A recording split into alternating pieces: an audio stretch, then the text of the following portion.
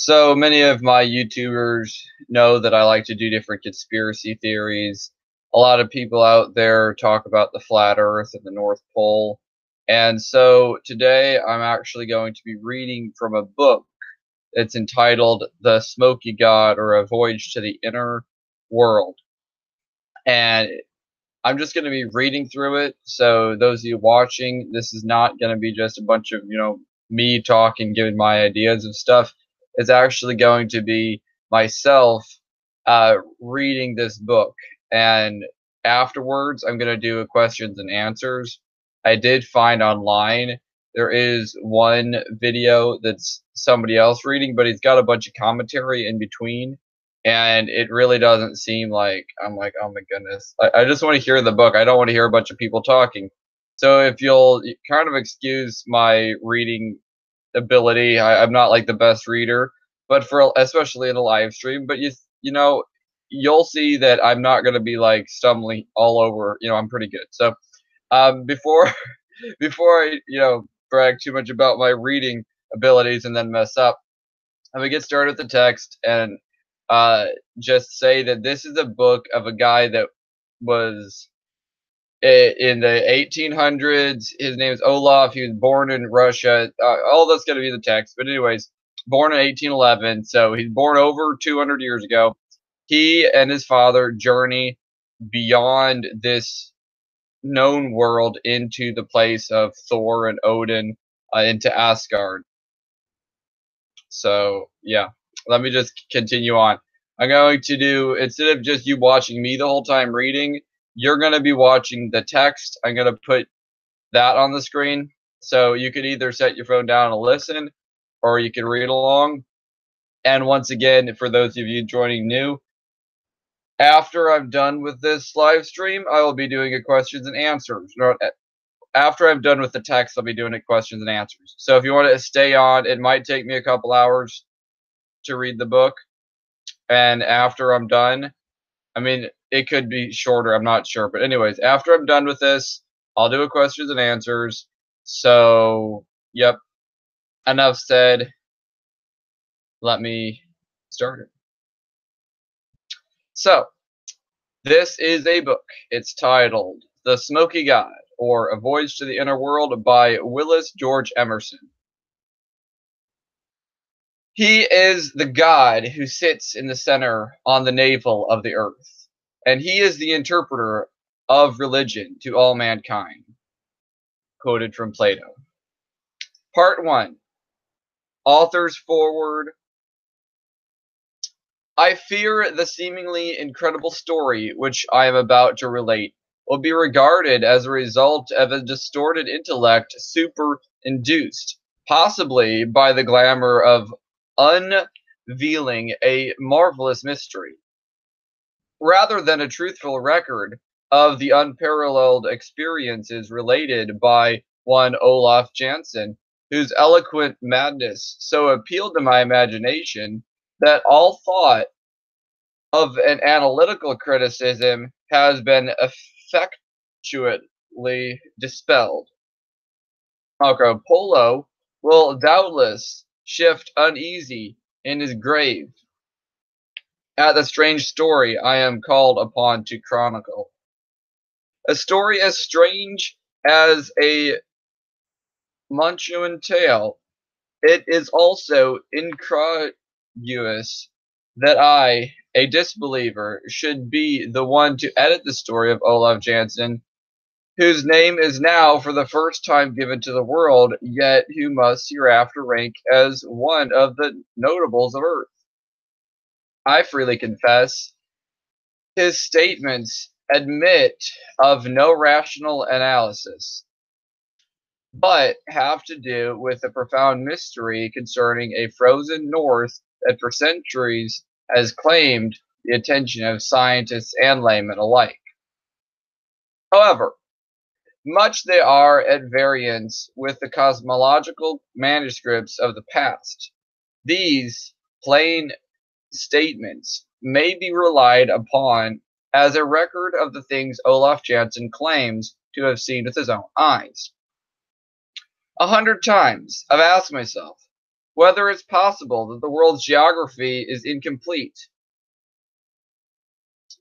and that the startling narrative of Olaf Jansen is predicted upon demonstrable facts. The reader may be able to answer these queries to his own satisfaction. However, the chronicle of this narrative may be from having reached a conviction. Yet, sometimes, even I am at a loss to know whether I have been led away from an abstract truth by the ignis fatui of a clever superstition, or whether heretofore accepted facts are after all founded upon falsity.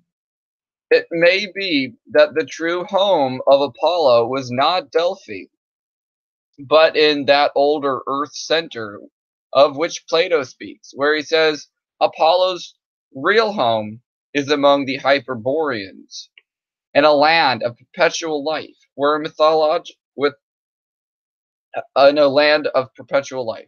mythology tells us two doves fly from the two opposite ends of the world, met in this fair region, the home of Apollo. Indeed, according to Hecataeus, Lato, and the mother of Apollo, was born on an island in the Arctic Ocean, far beyond the north wind. It is not my intention to attempt a discussion of the theogony of the deities, nor the cosmology of the world. My simple duty is to enlighten the world concerning a heretofore unknown portion of the universe as it is seen and described by the Old Norseman Olaf Jansen. Interest in the northern research is international. Elven nations are engaged in or have contributed to the perilous work of trying to solve Earth's one remaining cosmological mystery. There is a saying, ancient as the hills, that truth is a stranger than fiction. Hold on, let me repeat that. That truth is stranger than fiction. And in a most startling manner has this axiom been brought home to me within the last fortnight. It was just 2 o'clock in the morning when I was aroused from a restful sleep by the vigorous ringing of my doorbell. The untimely disturber proved to be a messenger bearing a note, spelled almost to the point of illegibility, from an old Norseman by the name of Olaf Jansen. After much deciphering, I made out the writing, which simply said, "I'm ill unto death, come." The call was imperative, and I lost no time in making ready to comply. Perhaps I may well explain here that Olaf, a man who quite recently celebrated his 95th birthday, has for the last half dozen years been living alone in an unpretentious bungalow out Glendale Way, a short distance from the business district of Los Angeles, California. It was less than 2 years ago, while out walking one afternoon, that I was attracted by Olaf Jansen's house and its homelike surroundings toward its owner and accompanist, whom I afterward came to know as a believer in the ancient worship of Odin and Thor. There was a gentleness in his face and a kindly expression in his keenly alert gray eyes of this man who had lived more than 80 years and 10, and withal a sense of loneliness that appealed to my sympathy. Slightly stooped and with his hands clasped behind him, he walked back and forth with slow and measured tread. That day when first we met, I can hardly say what particular motive impelled me to pause in my walk and engage him in conversation. He seemed pleased when I complimented him on the attractiveness of his bungalow, and on the well-tended vines and flowers clustering in profusion over its windows, roof, and wide plazas. I soon discovered that my new acquaintance was no ordinary person, but one profound and learned to the remarkable degree. A man who, in the later years of his long life, had dug deeply into books and become strong in the power of meditative silence. I encouraged him to talk, and soon gathered that he had resided only 6 or 7 years in Southern California, but had passed the dozen years prior in one of the Middle Eastern states. Before that, he had been a fisherman off the coast of Norway in the region of the Lofoden Islands, from whence he had made trips still further north to Spitzbergen and even to Franz Josef Land. When I started to take my leave, he seemed reluctant to have me go and asked me to come again, although at the time I thought nothing of it. I remember how that he had made a peculiar remark as I extended my hand to leave taking. "You will come again?" he asked. "Yes, you will come again some day. I am sure you will, and I shall show you my library and tell you many things of which you have never dreamed. Things so wonderful that it may be you will not believe me." I laughingly assured him that I would not only come again, but I would be ready to believe whatever he might choose to tell me of his travels and adventures. In the days to come, I became well acquainted with Olaf Jansen, and little by little he told me his story, so marvelous that its very daring challenges reason and belief. The old Norseman always expressed himself with so much earnestness and sincerity that I became enthralled by his strange narrations. Then came the messenger's call that night. Within the hour, I was at Olaf Jansen's bungalow. He was very impatient at the long wait.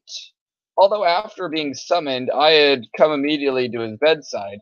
"I must hasten," he exclaimed, while yet he held my hand in greeting.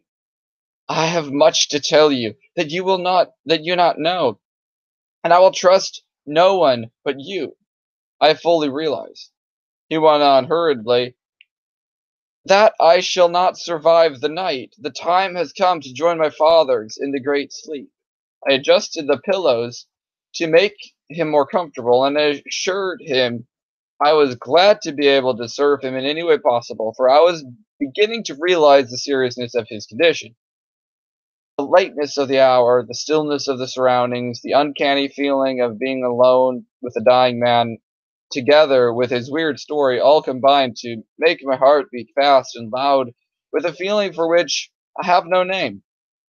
Indeed, there were many times that night by the old Norseman's couch, and there have been many times since when a sensation rather than a conviction took possession of my very soul, and I seemed not only to believe in, but actually see the strange lands, the strange people, and the strange world of which you told, and to hear the mighty orchestral chorus of 1,000 lusty voices.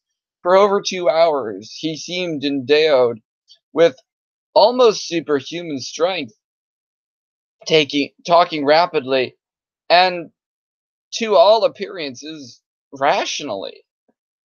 Finally, he gave into my hands certain data, drawings, and crude maps. "These," he said, in conclusion, "I leave in your hands. If I have your promise to give them to the world, I shall die happy, because I desire that people may know the truth. For when all mystery concerning the frozen Northland will be explained, there is no chance of your suffering the fate I suffer.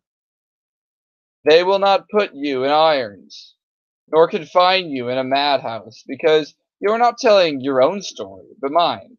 And I, thanks to the gods Odin and Thor, will be in my grave, and so beyond the reach of disbelievers who would persecute.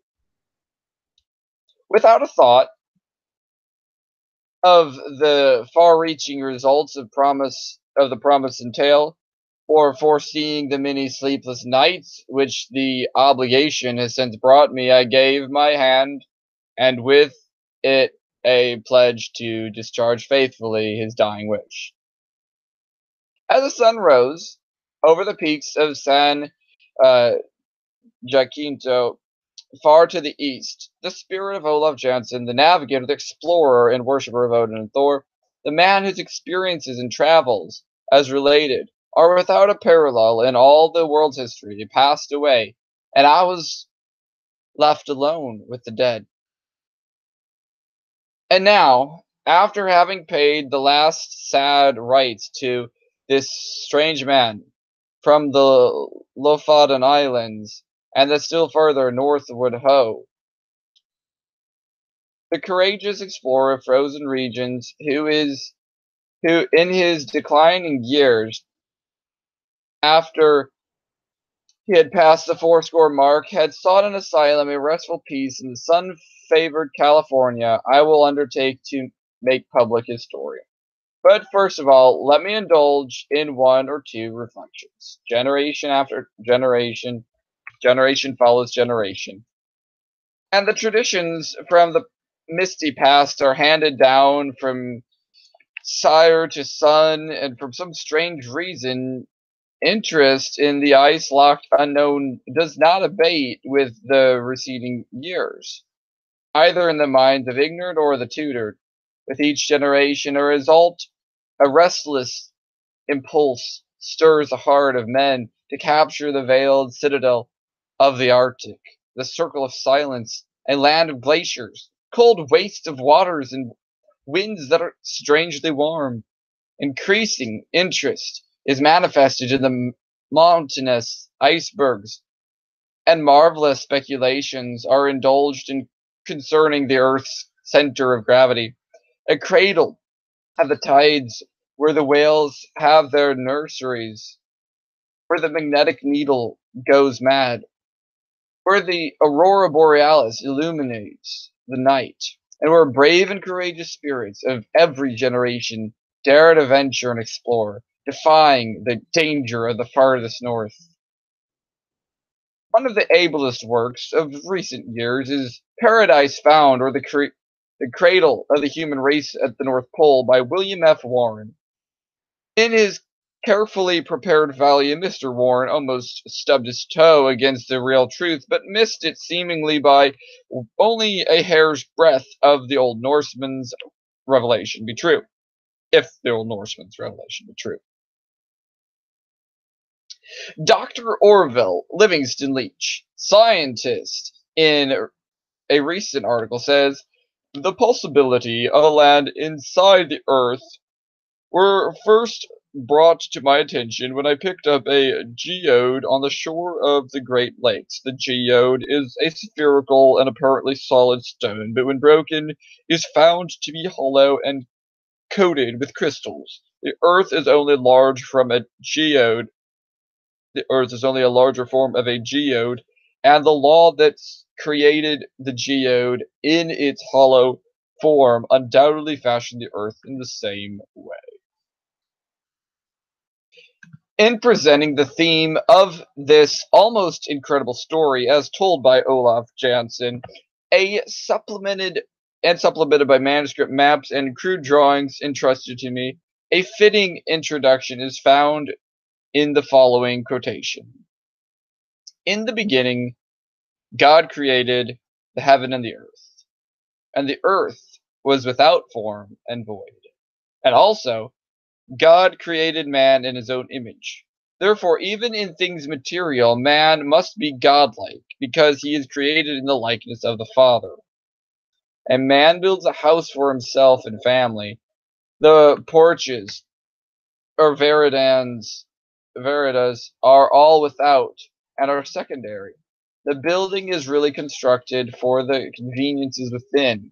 Olaf Jansen makes a startling announcement through me, a humble instrument that in like manner God created the earth for the within, that is to say, for its land, seas, rivers, mountains, forests, and valleys, and for its other internal conveniences, while the outside surface of the earth is merely the veranda, the porch, where things grow by comparison, but sparsely, like the lichen on the mountainside, clinging determinedly for bare existence. Take an eggshell, and from each end break out a piece as large as the end of this pencil. Extract its contents, and then you will have a perfect representation of Olaf Jansen's Earth. The distance from the inside surface to the outside surface, according to him, is about 300 miles. The center of gravity is not only the center of the Earth, but the center of the shallow crust. Therefore, if the thickness of the Earth crust or shell is 300 miles, the center of gravity is 150 miles below the center. In their log books, Arctic explorers tell us of the dipping of the needle as the vessel sails in the regions of the farthest north node. In reality, they are at the curve, on the edge of the shell, where gravity is geometrically increased. And while the electric current seemingly dashes off into space toward the phantom idea of the North Pole, yet this same electric current drops again and continues its course southward along the inside surface of the Earth's crust. In the appendix to his work, Captain Sabine gives an account of experiments to determine the acceleration of the pendulum in different latitudes. This appears to have resulted from the joint labor of Parry and Sabine. He says the accidental discovery that the pendulum, on being removed from Paris to the neighborhood of the equator, increased its time of vibration, gave the first step in our present knowledge that the polar axis of the globe is less than the equatorial, that force of gravity at the center of the Earth increases progressively from the equator toward the poles. According to Olaf Jansen, in the beginning, this old world of ours, was created solely for the within world, where are located the four great rivers of Euphrates, Pison, the Gihon, and the Hiddekel. These same names of rivers, when applied to streams on the outside surface of the earth, are purely traditional from an antiquity beyond the memory of man. On the top of a high mountain, near the fountain head of these four rivers, Olaf Jansen, the Norseman, claims to have discovered the long-lost Garden of Eden, the veritable navel of the earth, and to have spent over 2 years studying in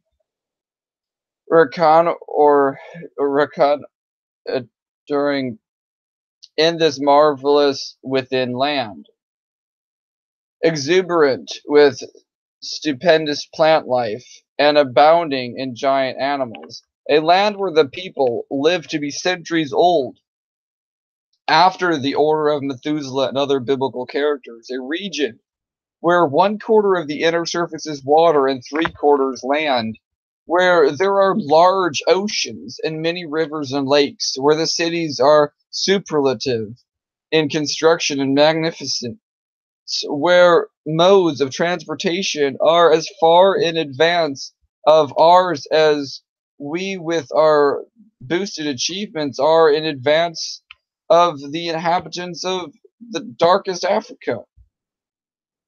The distance directly across a space from the inner surface to the outer surface is about 600 miles, less than the recognized diameter of the Earth. It is in the identical center of this vast Earth vacuum, the seat of electricity. There's a seed of electricity, a mammoth ball of dull red fire, not startling, brilliant, but surrounded by a white, mild, luminous cloud, giving out uniform warmth, and held in its place in the center of this internal space by the immutable law of gravitation. This electrical cloud is known to the people within as the abode of the Smoky God. They believe to be the throne of the Most High. Olaf Jansen reminded me of this in the old college days. We were all familiar with the laboratory demonstrations of centrifugal motion, which clearly proved that if the Earth were a solid, the rapidity of its revolution upon its axis would tear it to 1,000 fragments. The Old Norsemen also maintained that from the furthest point of the land on the islands of Spitzbergen and Franz Josef Land, flocks of geese may be seen annually flying still further northward, just as the sailors and explorers record in their logbooks. No scientist has yet been audacious enough to attempt to explain, even to his own satisfaction, toward what lands these winged fowls are guided in their subtle instinct. However, Olaf Jansen has given us a most reasonable explanation. The presence of the open sea in the Northland is also explained. Olaf Jansen claims that the northern aperture intake, or hold, so to speak, is about 1,400 miles across. In connection with this, let us read what explorer Nansen writes on page 228 of his book. I have never had such a splendid sail on to the north, steadily north, with a good wind, as fast as steam and sail can take us. An open sea, mile after mile, watch after watch, through these unknown regions, always clearer and clearer of ice. One might almost say, how long will it last? The eye always turns to the northward as one paces the bridge. It is gazing into the future. But there is always the same dark sky ahead, which means open sea. Again, the Norwood Review of England, on its issue of May 10th, 1884, says, we do not admit that there is ice up to the pole. Once inside the Great Barrier, a new world breaks upon the explorer. The climate is mild like that of England, and afterward balmy as the Greek Isles. Some of the river within, Olaf Jansen claims, are larger than our Mississippi and Amazon rivers combined. In point of volume of water carried, indeed, their greatness is occasioned by their width and depth rather than their length. And it is at the mouths of these mighty rivers, as they flow northward and southward along the inside surface of the earth, that mammoth icebergs are found, some of them 15 and 20 miles wide and from 40 to 100 miles in length. Is it not strange that there has never been an iceberg encountered either in the Arctic or Antarctic oceans that is not composed of fresh water? Modern scientists claim that in freezing climates the salt, modern scientists claim that freezing elements the salt, but eliminates the salt. But Olaf Jansen claims differently. Ancient Hindu, Japanese, and Chinese writings, as well as the hieroglyphics of ancient races of the North American continent, all speak of the custom of sun worshipping. And it is possible, in the startling light of Olaf Jansen's revelation, that the people of the inner world, lured away by glimpses of the sun as it's shown upon the inner surface of the earth,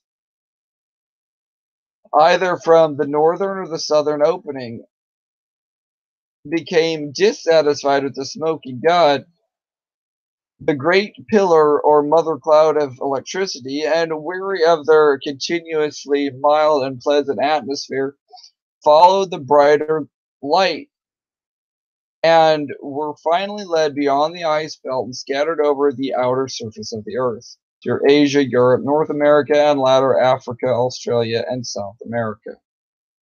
The following quotation is significant. It follows that man is issuing from a mother region. Okay, this is a footnote. The following quotation is significant. It follows that man issuing from a mother region is still undetermined, but which a number of considerations indicate to have been in the north, has radiated in several directions, that his migration has been constantly from the north to south.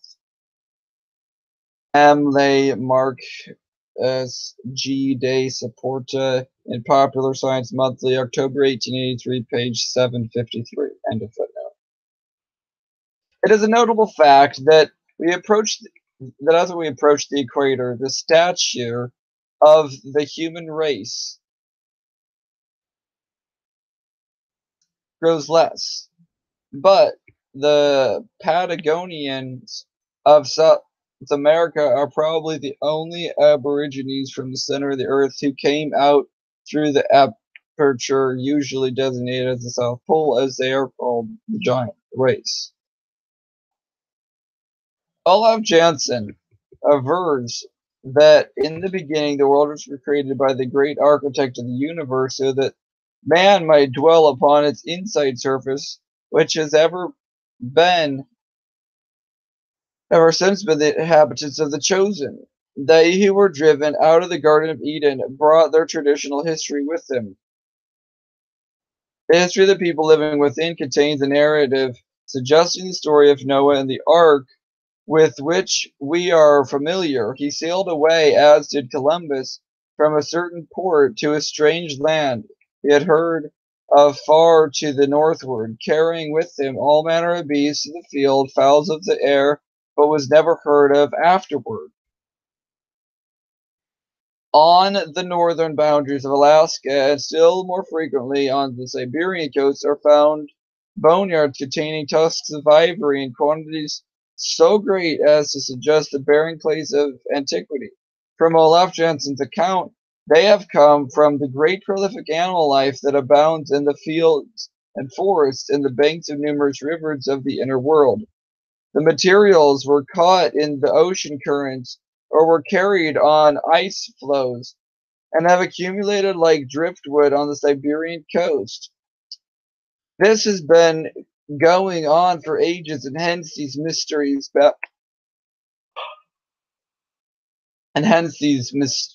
boneyards. On this subject, William F. Warren, in his book already cited, pages 297 and 298, says, "The Arctic rock tells of a lost Atlantis, more wonderful than Plato's. The fossil ivory beds of Siberia excel everything of the kind in the world. From the days of Pliny, at least, they have constantly been undergoing exploitation, and still they are the chief headquarters of supply. The remains of mammoths are so abundant that, as Gratacap says, the northern islands of Siberia being built of crowded bones."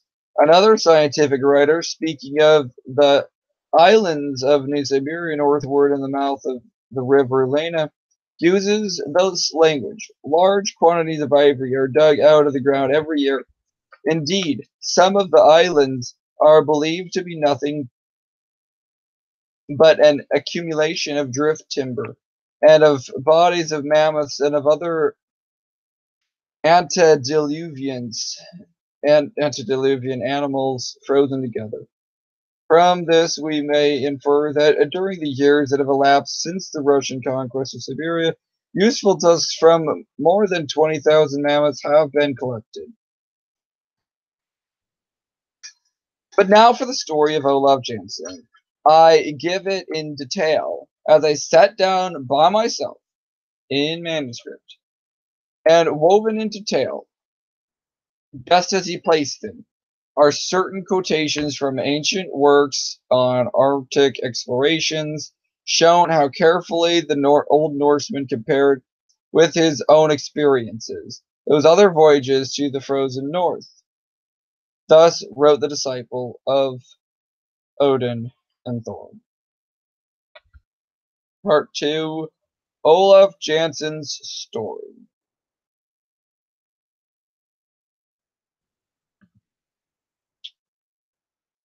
And the narrator right now, I'm just changing my layout read mode. I want to get this an easier way to read it so I'm not scrolling down all the time. Okay, back to the story, chapter 2 of the story, and here we go. And for those of you watching that have just clicked on right now, because in the description I'm giving you the time of the 30 whatever minutes and so many seconds, this is starting the story of Olaf Jansen. And I will continue. My name is Olaf Jansen. I am a Norwegian, although I was born in the little seafaring Russian town of Uleaborg, on the coast, eastern coast of the Gulf of Bothnia, the southern arm of the Baltic Sea. My parents were on a fishing cruise in the Gulf of Bothnia and put on this Russian town of Uleaborg at the time of my birth, being the 27th day of October 1811. My father, Jens Jansen, was born at Rodwig on the Scandinavian coast near the Lofoden Islands, but after marrying made his home in Stockholm because my mother's people resided in that city. When 7 years old, I began going with my father on his fishing trips along the Scandinavian coast. Early in life, I displayed an aptitude for books, and at the age of 9, was placed in a private school in Stockholm, remaining there until I was 13. After this, I made regular trips with my father on all his fishing voyages. My father was a man fully 6 feet 3 in height and weighed over 15 stone, a typical Norseman of the most rugged sort, and capable of more endurance than any other man I had ever known. He possessed the gentleness of a woman in tender little ways, yet his determination and willpower were beyond description. His will admitted of no defeat. I was in my 19th year when we started on what proved to be our last trip as fishermen, and which resulted in the strange story which shall be given to the world. But not until I have finished my earthly pilgrimage. I dare not allow the facts as I know them to be published while I am living, for fear of further humiliation, confinement, and suffering. First of all, I was put in irons by the captain of the whaling vessel that rescued me, for no other reason than I told the truth about my marvelous discoveries made by my father and myself. But this was far from being the end of my tortures. After 4 years and 8 months' absence, I reached Stockholm, only to find my mother had died the previous year, and the poverty left by my parents in the possession of my mother's people, but it was at once made over to me. Oh, I'm sorry, let me reread that. And the property left by my parents in the possession of my mother's people, but it was once made over to me. All might have been well had I erased from my memory the story of our adventure and of my father's terrible death. Finally, one day, I told the story in detail to my uncle, Gustav Osterlund, a man of considerable property, and urged him to fit out an expedition for me to make another voyage to this strange land. At first, I thought he favored my project. He seemed interested and invited me to go before certain officials and explain to them, as I had to him, the story of our travels and discoveries. Imagine my disappointment and horror when, upon conclusion of my narrative, certain papers were signed by my uncle, and without warning, I found myself arrested and hurried away to dismal and fearful confinement in a madhouse, where I remained for 28 years long, tedious, frightful years of suffering. I never ceased to assert my sanity and to protest against the injustice of my confinement. Finally, on the 17th day of October, 1862, I was released. My uncle was dead, and the friends of my youth were now strangers. Indeed, a man over 50 years old whose only known record that is of a madman has no friends. I was at a loss to know what to do for a living, but instinctively turned toward the harbor, where fishing boats in great numbers were anchored, and within a week I had shipped with a fisherman by the name of Jens Jansen, who was starting on a long fishing cruise to the Lofoden Islands.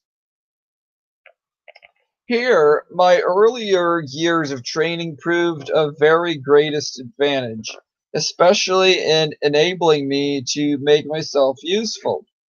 This was but the beginning of other trips, and by frugal economy I was, in a few years, able to own a brig of my own. For 27 years thereafter I followed the sea as a fisherman, 5 years working for others, and 5 years working for others, and the last 22 for myself. During all these years, I was a most diligent student of books, as well as a hard worker at my business. But I took great care not to mention to anyone the story concerning the discoveries made by my father and myself. Even at this late day, I would be fearful to have anyone see or know the things I am writing and recording and maps in my keeping. When my days on earth are finished, I shall leave maps and records that will enlighten and I hope benefit mankind. The memory of my long confinement with maniacs and all the terrible, horrible anguish and suffering are too vivid to warrant my taking further chances. In 1889, I sold out my fishing boat. I found I had accumulated a fortune quite sufficient to keep me in for the remainder of my life. I then came to America. For a dozen years, my home was in Illinois, near Batavia, where I had gathered most of the books in my present library, though I had brought many choice volumes from Stockholm later. I came to Los Angeles, arriving here the 4th of March, 1901. The date I remember as it was the President McKinley's second inauguration day. Inauguration day. Sorry.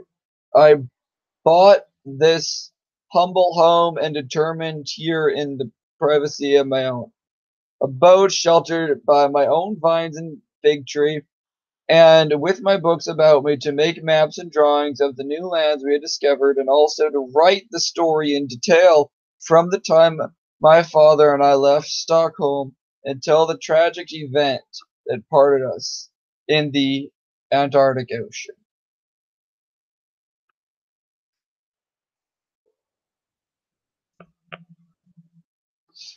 I well remember that we left Stockholm in our fishing sloop on the 3rd day of April, 1829, and sailed to the southward, leaving Gothland Island to the left and O O Island to the right. A few days later, we succeeded in doubling Sandhomar Point and made our way through the sound which separates Denmark from the Scandinavian coast. In due time, we put in the town of Christiansand, where we rested 2 days, and then started around the Scandinavian coast to the westward, bound for the Lofoden Islands. My father was in high spirit because of the excellent and gratifying returns he had received from our last catch.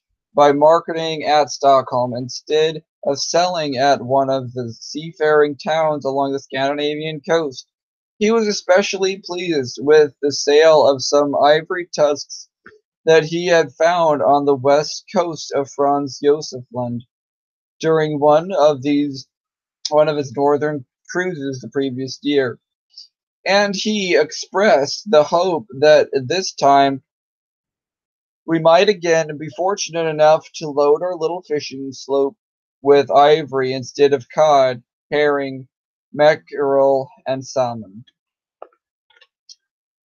We put in at Hammerfest, latitude 71 degrees and 41 minutes, for a few days' rest. There we remained 1 week, laying in an extra supply of provisions and several casks of drinking water, and then sailed toward Spitzbergen.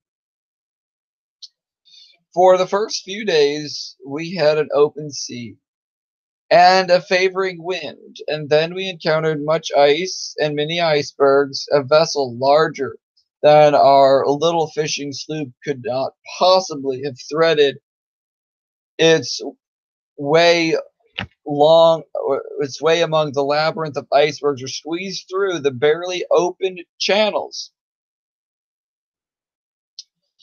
These monster bergs presented an endless succession of crystal palaces, of massive cathedrals, and fantastic mountain ranges, grim and sentinel-like, immovable as some towering cliffs of solid rock, standing silent as a sphinx resting the restless waves of a fretless sea.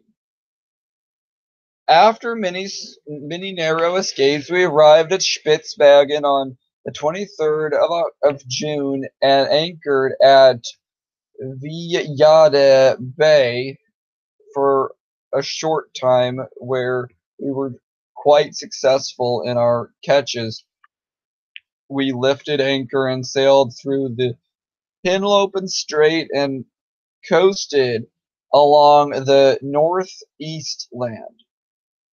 It will be remembered that Andre, okay, this is footnote 2. It will be remembered that Andre started on his fatal balloon voyage from the northern coast of Spitzbergen. End of footnote. A strong wind came up from the southwest, and my father said that we had better take advantage of it and try to reach Franz Josef Land, where the year before he had by accident found the ivory tusks that had brought him such good price at Stockholm. Never before or since have I seen so many seafowl.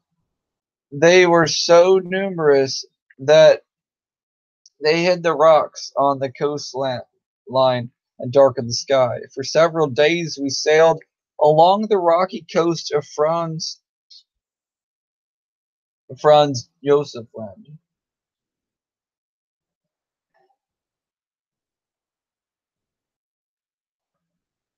All right, I think I'm just going to real quickly. I'm realizing that my words aren't on the screen. So as the narrator, I am going to resituate. So let me first do stop sharing the screen. So hold on, my viewers, back to me. And I'm going to be continuing on, but I'm going to go back to the book, Smoky God. And hopefully this now has the words on the screen. Because I wanted people to be able to follow along if at all possible.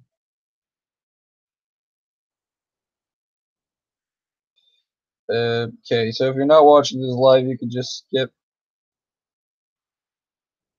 Okay, so I'm just gonna hope that I can still, when I skip the page, that it skips with it. Okay, anyways. Otherwise, you could just listen. Thank you guys for watching and listening, and hopefully you're subscribing. And that's enough for this commercial break. Back to the story.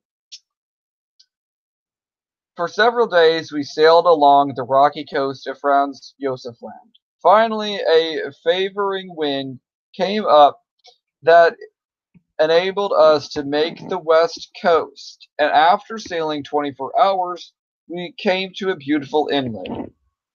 One could hardly believe it was the far Northland. The place was green with growing vegetation, and while the area did not comprise more than 1 or 2 acres, yet the air was warm and tranquil. It seemed to be at the point where the Gulf Stream's influence is most keenly felt. Okay, I'm skipping the footnote 3, move on with the story. On the east coast, there were numerous icebergs. Yet here we were in open water far to the west of us. However, were ice packs, and still further to the west, ice appeared like ranges of low hills in front of us. And directly to the north lay an open sea. My father was an ardent believer in Odin and Thor, and had frequently told me they were gods who came from far beyond the north wind. There was a tradition, my father explained, that still further northward was a land more beautiful than any that mortal man had ever known, and that it was inhabited by the quote unquote chosen. My youthful imagination was fired by the ardor, zeal, and religious fervor of my good father. I exclaimed, "Why not sail to this goodly land? The sky is fair, the wind favorable, and the sea open." Even now, I can see the expression of pleasurable surprise on his countenance as he turned toward me and asked, "My son, are you willing to go with me and explore, to go far beyond where man has ever ventured?" I answered affirmatively. "Very well," he replied.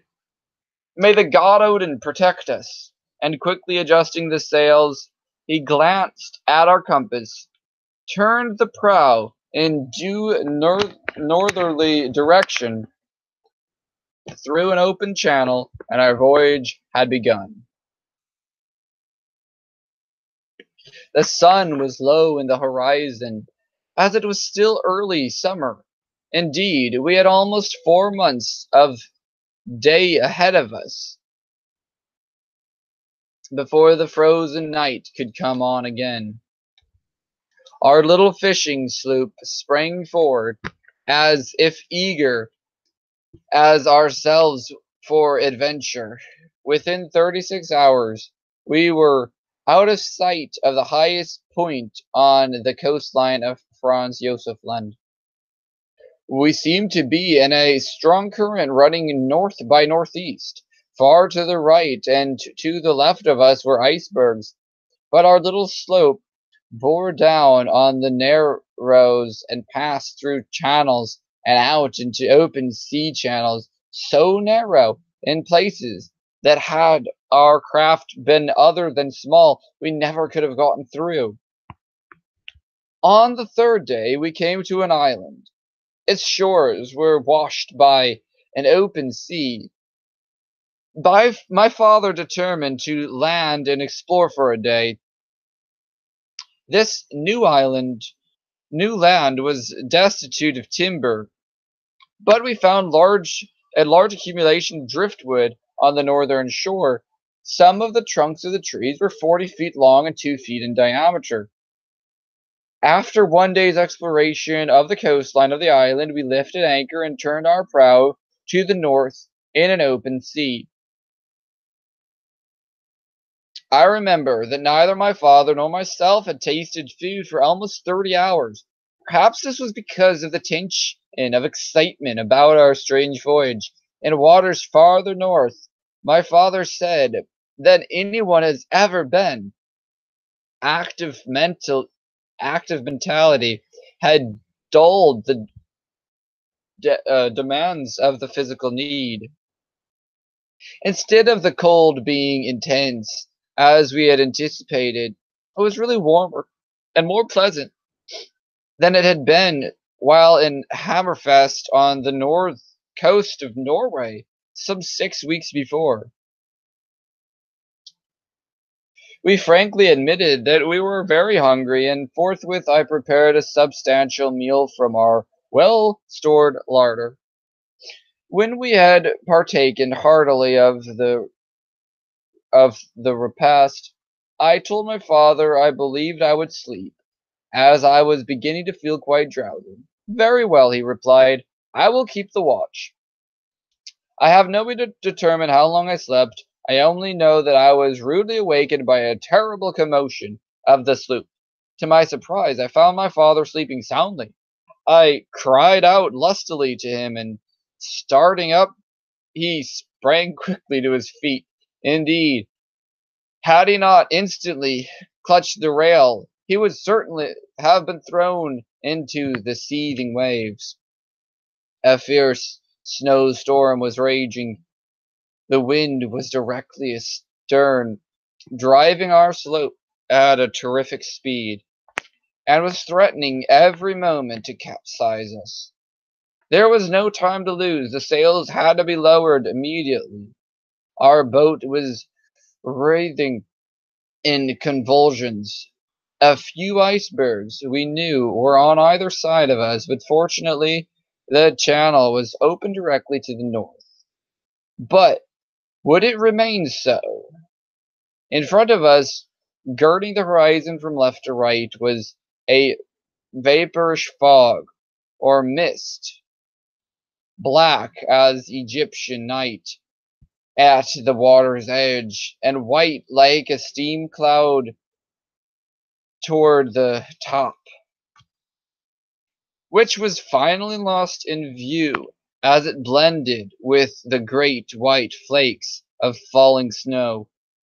Whether it covered a treacherous iceberg or other hidden obstacle against which our little slope would dash and send us to a watery grave, or was merely a phantom of an Arctic fog, there was no way to determine.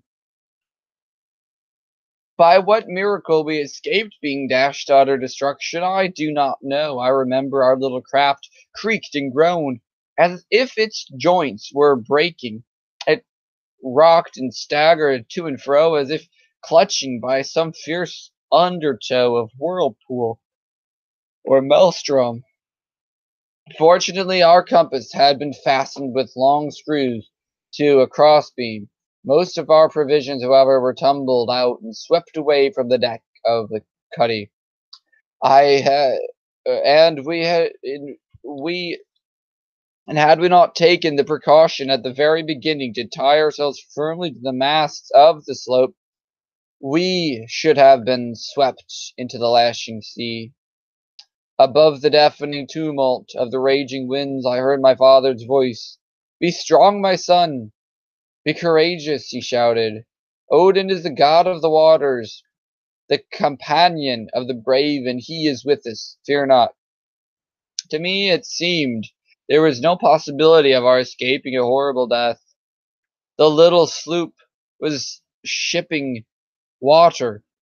The snow was falling so fast as to be blinding, and the waves were very or tumbling over our counters in reckless white sprayed fury. There was no telling what intent we should be dashed against some drifting ice pack. The tremendous swells would heave us up to the very peaks of the mountainous waves, then plunge us down into the depths of the seas, trow, as if our fishing sloop were a fragile shell. Gigantic white-capped waves, like veritable waves, fenced us in fore and aft. This terrible, nerve-wracking ordeal, with its nameless horrors of suspense and agony of fear, indescribable, continued for more than 3 hours, and all the time we were being driven forward at fierce speed. Then suddenly, as if growing weary of its frantic exertion, the wind began to lessen to its fury, and by degrees to die down. At last, we were in a perfect calm. The fog mist had also disappeared, and also before us lay an iceless channel, perhaps 10 or 15 miles wide, with a few icebergs far away to our right, and an intermittent archipelago of smaller ones to the left. I watched my father closely, determined to remain silent until he spoke. Presently he untied the rope from his waist, and without saying a word began working the pumps, which fortunately were not damaged, relieving the sloop of the water it had shipped in the madness of the storm. He put up the sloop's sail as calmly as if casting a fishing net, and then remarked that we were ready for a favoring wind when it came. His courage and persistence were truly remarkable. On investigation, we found less than 1/3 of our provisions remaining, while to our utter dismay we discovered that our water casks had been swept overboard during the violent plunging of our boat. 2 of our water casks were in the main hold, but both were empty. We had a fair supply of food, but no fresh water. I realized at once the awfulness of our position. Presently I was seized with a consuming thirst. It was indeed bad, remarked my father. However, let us dry our bed-ragged clothing, for we are soaked to the skin. Trust to the god Odin, my son. Do not give up hope. The sun was beating down slantingly, as if we were in a southern latitude, in the far Northland. It was swinging around its orbit, ever visible, and rising higher and higher each day, frequently mist-covered, yet always peering through the lacework of clouds like some fretful eye of fate, guarding the mysterious Northland and jealously watching the pranks of man. Far to the right, the rays decking the prism of icebergs were gorgeous.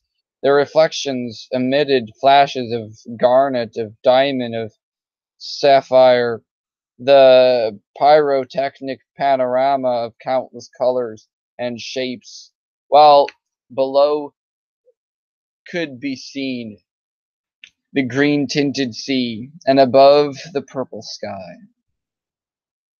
End of chapter 2, beginning chapter 3.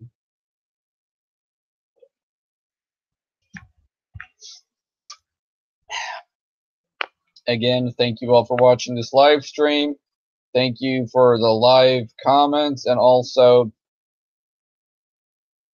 thank you for anything in the comment section. I'll be answering questions and answers after I'm done. So, okay. Back to chapter 3.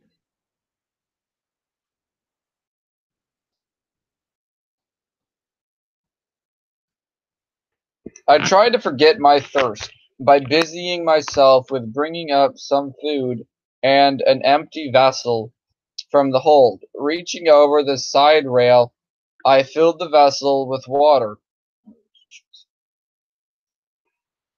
Okay, sorry, it's just skipped too far. Okay, chapter 3. I tried to forget my thirst by busying myself with bringing up some food and an empty vessel from the hold. Reaching over the side rail, I filled the vessel with water for the purpose of laving my hands and face. To my astonishment, when the water came in contact with my lips, I could taste no salt. I was startled by the discovery. "Father," I fairly gasped, the water, it is fresh." "What, Olaf?" exclaimed my father, glancing hastily around. "Surely you are mistaken. There is no land. You are going mad." "But taste it," I cried. And thus we made the discovery that the water was indeed fresh, absolutely so, without the least briny taste, or even the suspicion of a salty flavor. We forthwith filled our 2 remaining water casks, and my father declared that it was a heavenly dispensation of mercy from the gods Odin and Thor. We were almost beside ourselves with joy, but hunger bade us end our enforced fast. Now that we had found fresh water in the open sea, what might we not expect in this strange latitude where a ship had never sailed and the splash of an oar had never been heard? We had scarcely appeased our hunger when a breeze began filling the idle sails, and glancing at the compass, we found the northern point pressing hard against the glass. In response to my surprise, my father said, "I have heard of this before. It is what they call the dipping of the needle." We loosed the compass and turned it at right angles with the surface of the sea before its point would free itself from the glass and point according to unmolested attraction. It shifted uneasily and seemed as unsteady as a drunken man, but finally pointed a course. Before this, we thought the wind was carrying us north by northwest. But with the needle free, we discovered, if it could be relied upon, that we were sailing slightly north by northeast.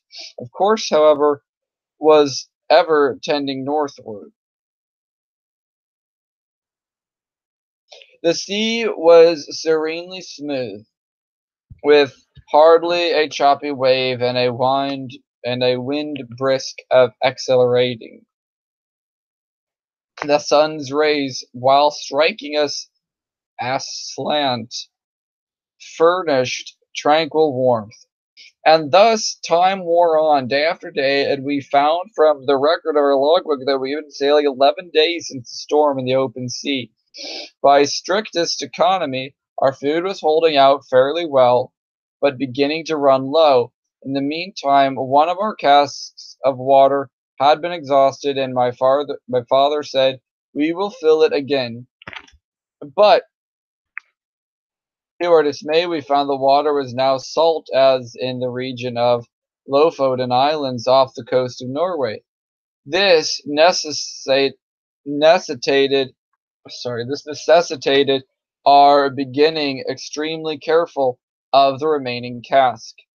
I found myself wanting to sleep much of the time, whether it was the effect of the exciting experience of sailing in unknown waters, or the realization from the awful excitement incident of our adventure in a storm at sea, or due to want of food, I could not say. I frequently lay down on the bunker of a little slope and looked far up into the blue dome of the sky.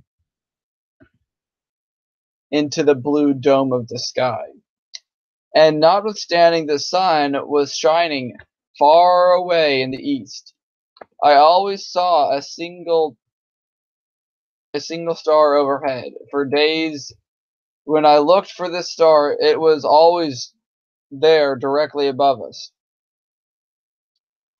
It was now, according to our reckoning, about the 1st of August. The sun was high in the heavens and was so bright that I could no longer see the one lone star that had attracted my attention a few days earlier.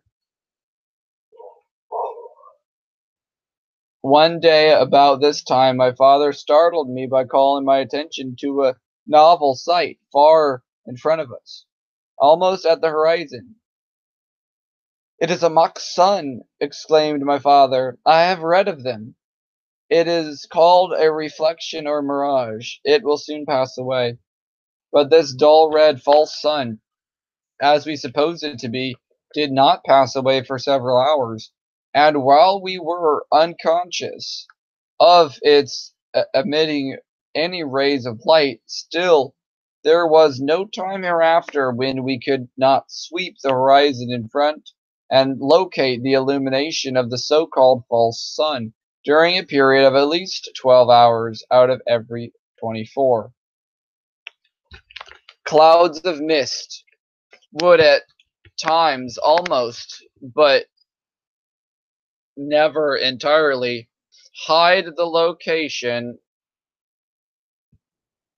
Gradually, it seemed to climb higher in the horizon of the uncertain purply sky as we advanced.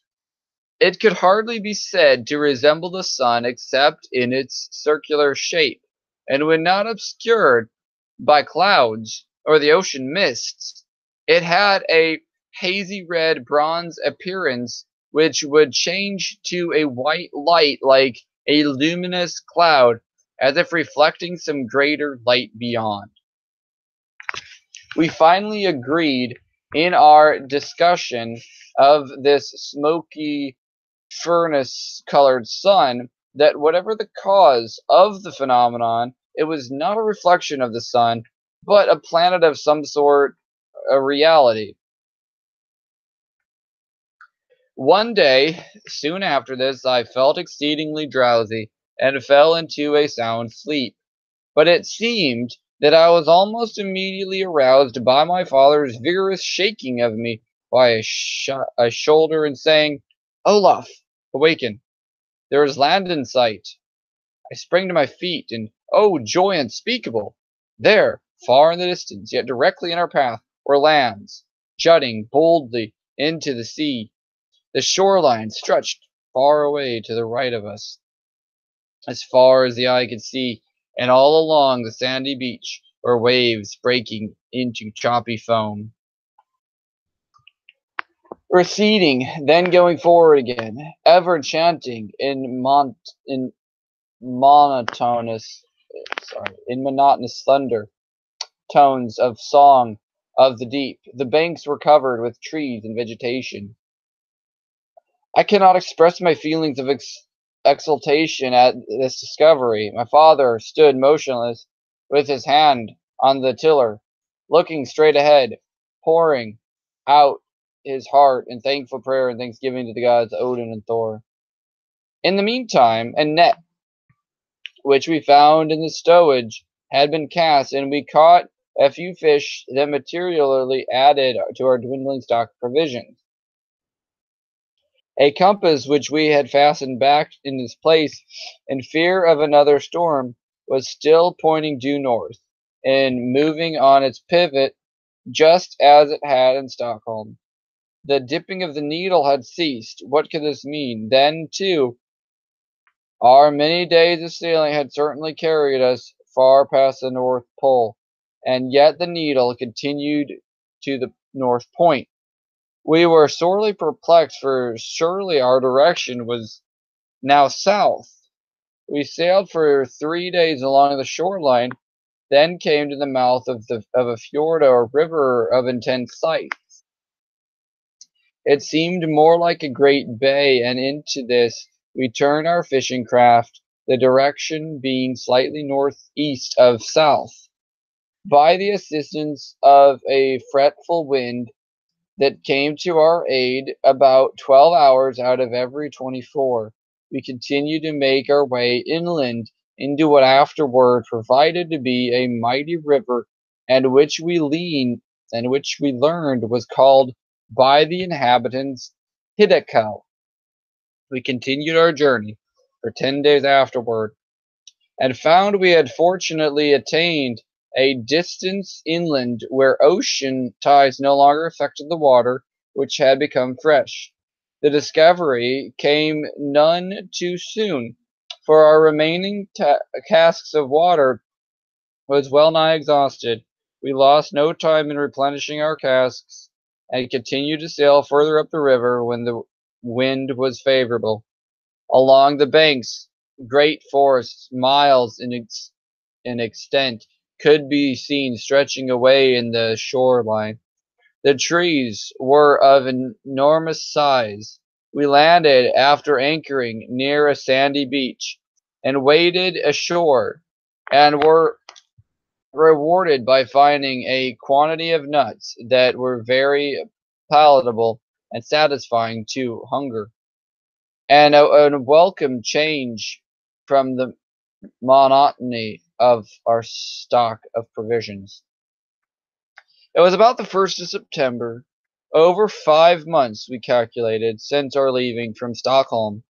Suddenly we were frightened almost out of our wits by hearing in the far distance the singing of people. Very soon thereafter we discovered a huge ship gliding down the river directly toward us. Those aboard were singing in one mighty chorus that, echoing from the bank to bank, sounded like 1,000 voices, filling the whole universe with quivering melody. The accompaniment was playing on stringed instruments not unlike our harps. It was a larger ship than any we had ever seen, and was very differently constructed. At this particular time our sloop was becalmed, and not far from the shore the bank of the river, covered with mammoth trees, rose up from several hundred feet in beautiful fashion. We seemed to be on the edge of some primeval forest that doubtless stretched far inland. The immersed craft paused, and almost immediately a boat was lowered, and 6 men of gigantic stature rowed to our little fishing sloop. They spoke to us in a strange language. We knew from their manner, however, that they were not unfriendly. They talked a great deal among themselves, and one of them laughed immoderately, as though in finding us a queer discovery had been made. One of them spied our compass, and seemed to interest them more than any other part of our sloop. Finally the leader motioned as if to ask whether we were willing to leave our craft to go on board their ship. "What say you, my son?" asked my father. "They cannot do any more than kill us." "They seem to be kindly disposed," I replied, "although what terrible giants! They must be the select sixth of the kingdom's crack regiment. Just look at their great size." "We may as well go willingly as be taken by force," said my father, smiling, "for they are certainly able to capture us." Thereupon he made known by sign that we were ready to accompany them.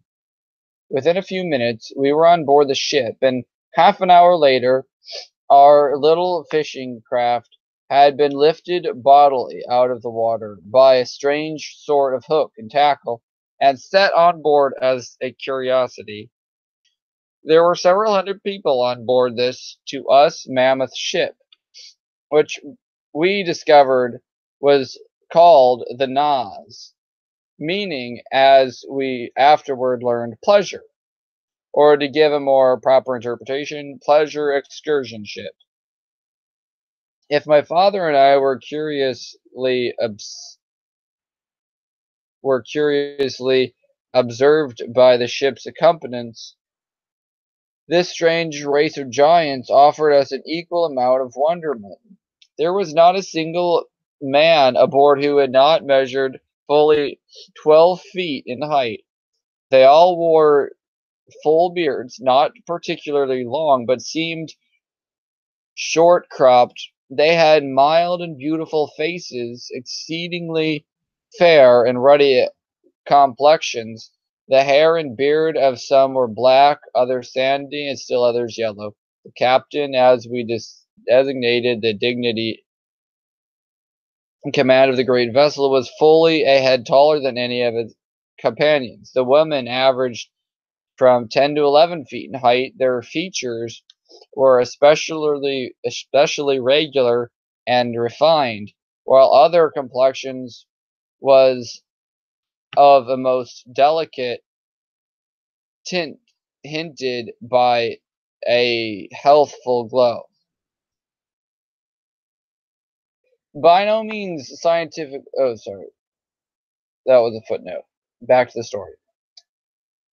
Both men and women seemed to possess that particular ease of manner which we deem a sign of good breeding, and notwithstanding their huge stature, there was nothing about them suggesting awkwardness. As I was a lad, only in my 19th year, I was doubtless looked upon as a true Tom Thumb. My dad, 6'3", did not lift the top of his head above the waistline of these people.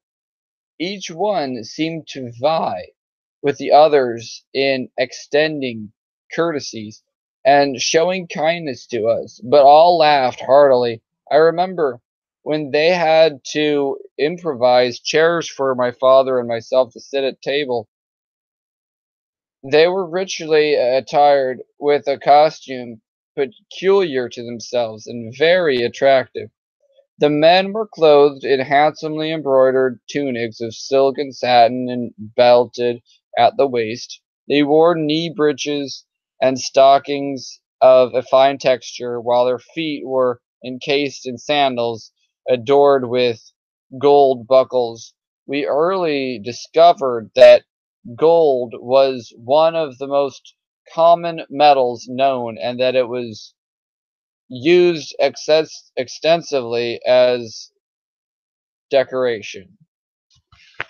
Strange as it may seem, neither my father nor myself felt the least bit of solicitude for our safety.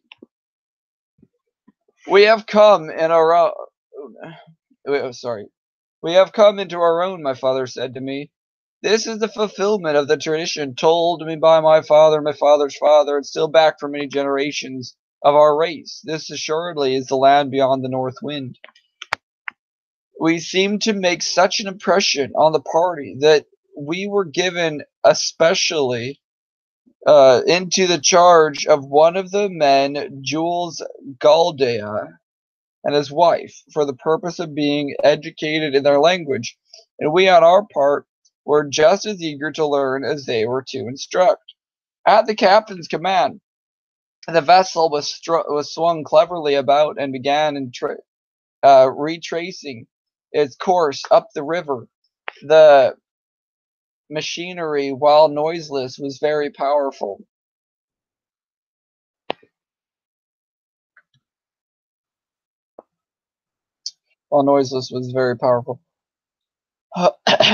The banks and trees on either side seemed to rush by the ship's speed.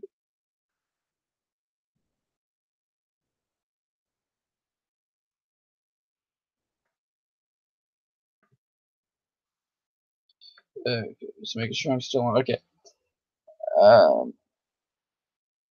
The banks and trees on either side seemed to be rushed by. The ship's speed at times surpassed that of any railroad train on which I have ever ridden. Even here in America, it was wonderful. In the meantime, we had lost sight of the sun rays, but we found a radiance within, emanating from the dullard sun, which had already attracted our attention. Now, giving out a white light, seemingly from a cloud bank far away in front of us, it dispensed a greater light, I should say, than 2 full moons on the clearest night. In 12 hours, this cloud of whiteness would pass out of sight as if eclipsed, and the 12 hours following corresponded with our night. We early learned that these strange people were worshippers of this great cloud of night. It was called the Smoky God, or the inner world.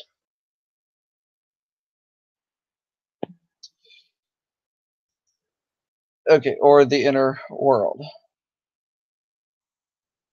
The ship was equipped with a mode of illumination, which I now presume was electricity, but neither my father nor myself were sufficiently skilled in mechanics to understand whence came the power to operate the ship, or to maintain soft beautiful lights that answered the same purpose of our present method of lighting the streets of our cities, our houses, and places of business.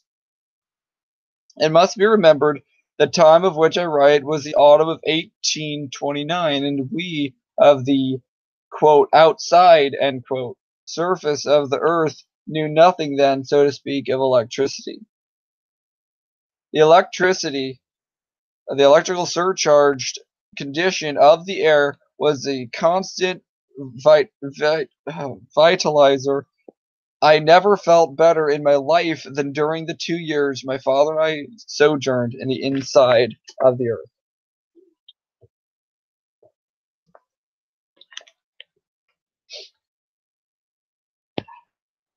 The inside of the earth. To resume my narrative of events, the ship on which we were sailing came to a stop 2 days after we had been taken on board.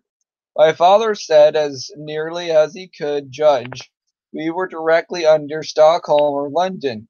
The city we had reached was called Jehu, signifying a seaport town. The houses were large and beautifully constructed, and quite uniform in appearance, yet without sameness. The principal occupation of the people appeared to be agriculture. The hillsides were covered with vineyards, while the valleys were devoted to the growing of grain. I never saw a display of gold. It was everywhere. The door casings were inlaid with, and the tables were veneered with sheetings of gold. The domes of the public buildings were of gold. It was used most generously in the finishings of the great temples of music. Vegetation grew in lavish exuberance, and the fruit of all kinds possessed the most delicate favor. Clusters of grapes 4 and 5 feet in length, each grape as large as an orange, and an apple larger than a man's head, typified the wonderful growth of all things on the inside of the earth. The great redwood tree of California would be considered mere underbrush compared to the giant forest trees extending for miles and miles in all directions. In many directions along the foothills of the mountains, vast herds of cattle were seen during the last day of our travel on the river. We heard much of a city called Eden, but we were kept at Jehu for an entire year. By the end of that time, we had learned to speak fairly well a language of the strange race of people. Our instructor, Jules Galdea, and his wife,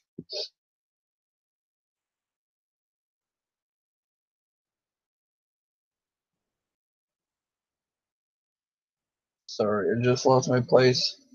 Jules Galdea and his wife.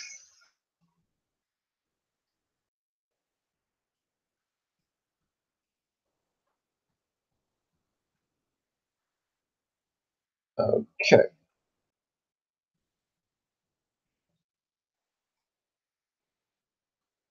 Testing 1, 2, 3. Okay, I think that I must. Okay, I found it. Sorry. Okay, and Jules Gildea and his wife exhibited a patience that was truly commendable. One day an envoy from the ruler of Eden came to see us, and for 2 whole days my father and myself were put through a series of surprising questions. They wished to know from whence we came and what sort of people dwelt without, what God we worship, our religious beliefs, and the mode of living in our strange land, and 1,000 other things. The compass which we had brought with us attracted especial attention.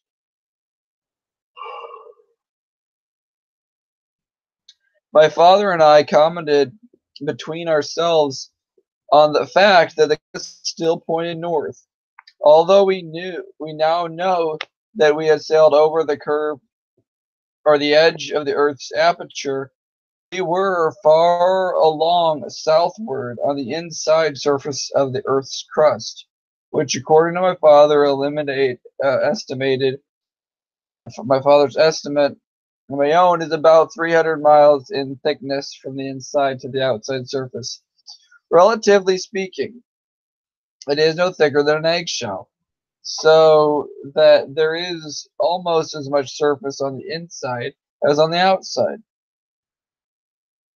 The great luminous cloud or ball of dull red fire, fiery red, in the mornings and evenings, and during the day giving off a beautiful white light. The smoky god is seemingly suspended in the center of a great vacuum within the earth, and held to its place by the immutable law of gravitation, or repellent atmospheric force, as the case may be. I refer to the known power that draws or repels with equal force in all directions. The base of this electrical cloud, or central luminary, the seat of the gods, is dark and non-transparent, save for innumerable small openings, seemingly in the bottom of the great port or altar of the deity, upon which the smoky god rests. The lights shining through these many openings twinkle at night in all the splendor, and seem to be stars as natural as the stars we saw shining when our home at Stockholm, expecting that they appeared larger.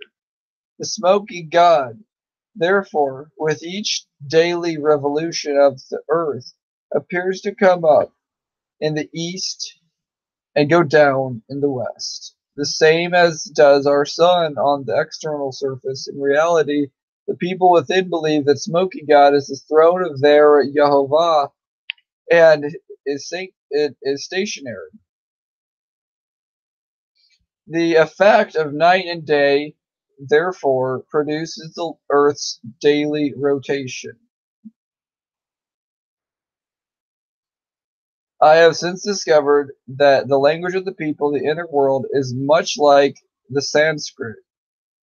After we had given an account of ourselves to the emissaries of the central seat of government of the inner continent, and my father had, in his crude way, drawn maps at their request of the outside surface of the earth,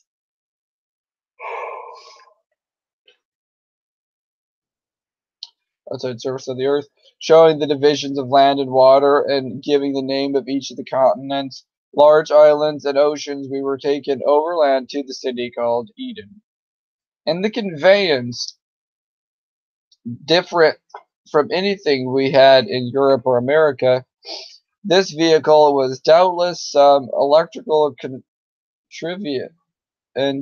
It was noiseless and ran on a single iron rail in perfect balance. The trip was made at a very high rate of speed. We were carried up hills and down dales, across valleys, and again along the side of steep mountains, without any apparent attempt having been made to level the earth as we do for railroad tracks, and car seats were huge yet comfortable affairs, and very high above the floor of the car. On the top of each car were high geared flywheels lying on their sides, which were so automatically adjusted that as the speed of the car increased, the high speed of these flywheels geometrically increased. Jules Gildea explained to us that these revolving fan-like wheels on the top of the cars destroyed atmospheric pressure, or what is generally understood by the term gravitation, and with this force thus destroyed or rendered uh, nugatory, the car is as safe from falling to one side or the other from the single rail track as if it were in a vacuum. The flywheels, in their rapid revolution, destroying effectually the so-called power of gravitation, or the force of atmospheric pressure, or whatever potent influence it may be that causes all supported things to fall downward to the Earth's surface or the nearest point of resistance. The surprise of my father and myself was indescribable when, amid the regal magnificence of a spacious hall, we were finally brought before the great high priest, ruler over all the land. He was richly robed and much taller than those about him. It could not have been less than 14 or 15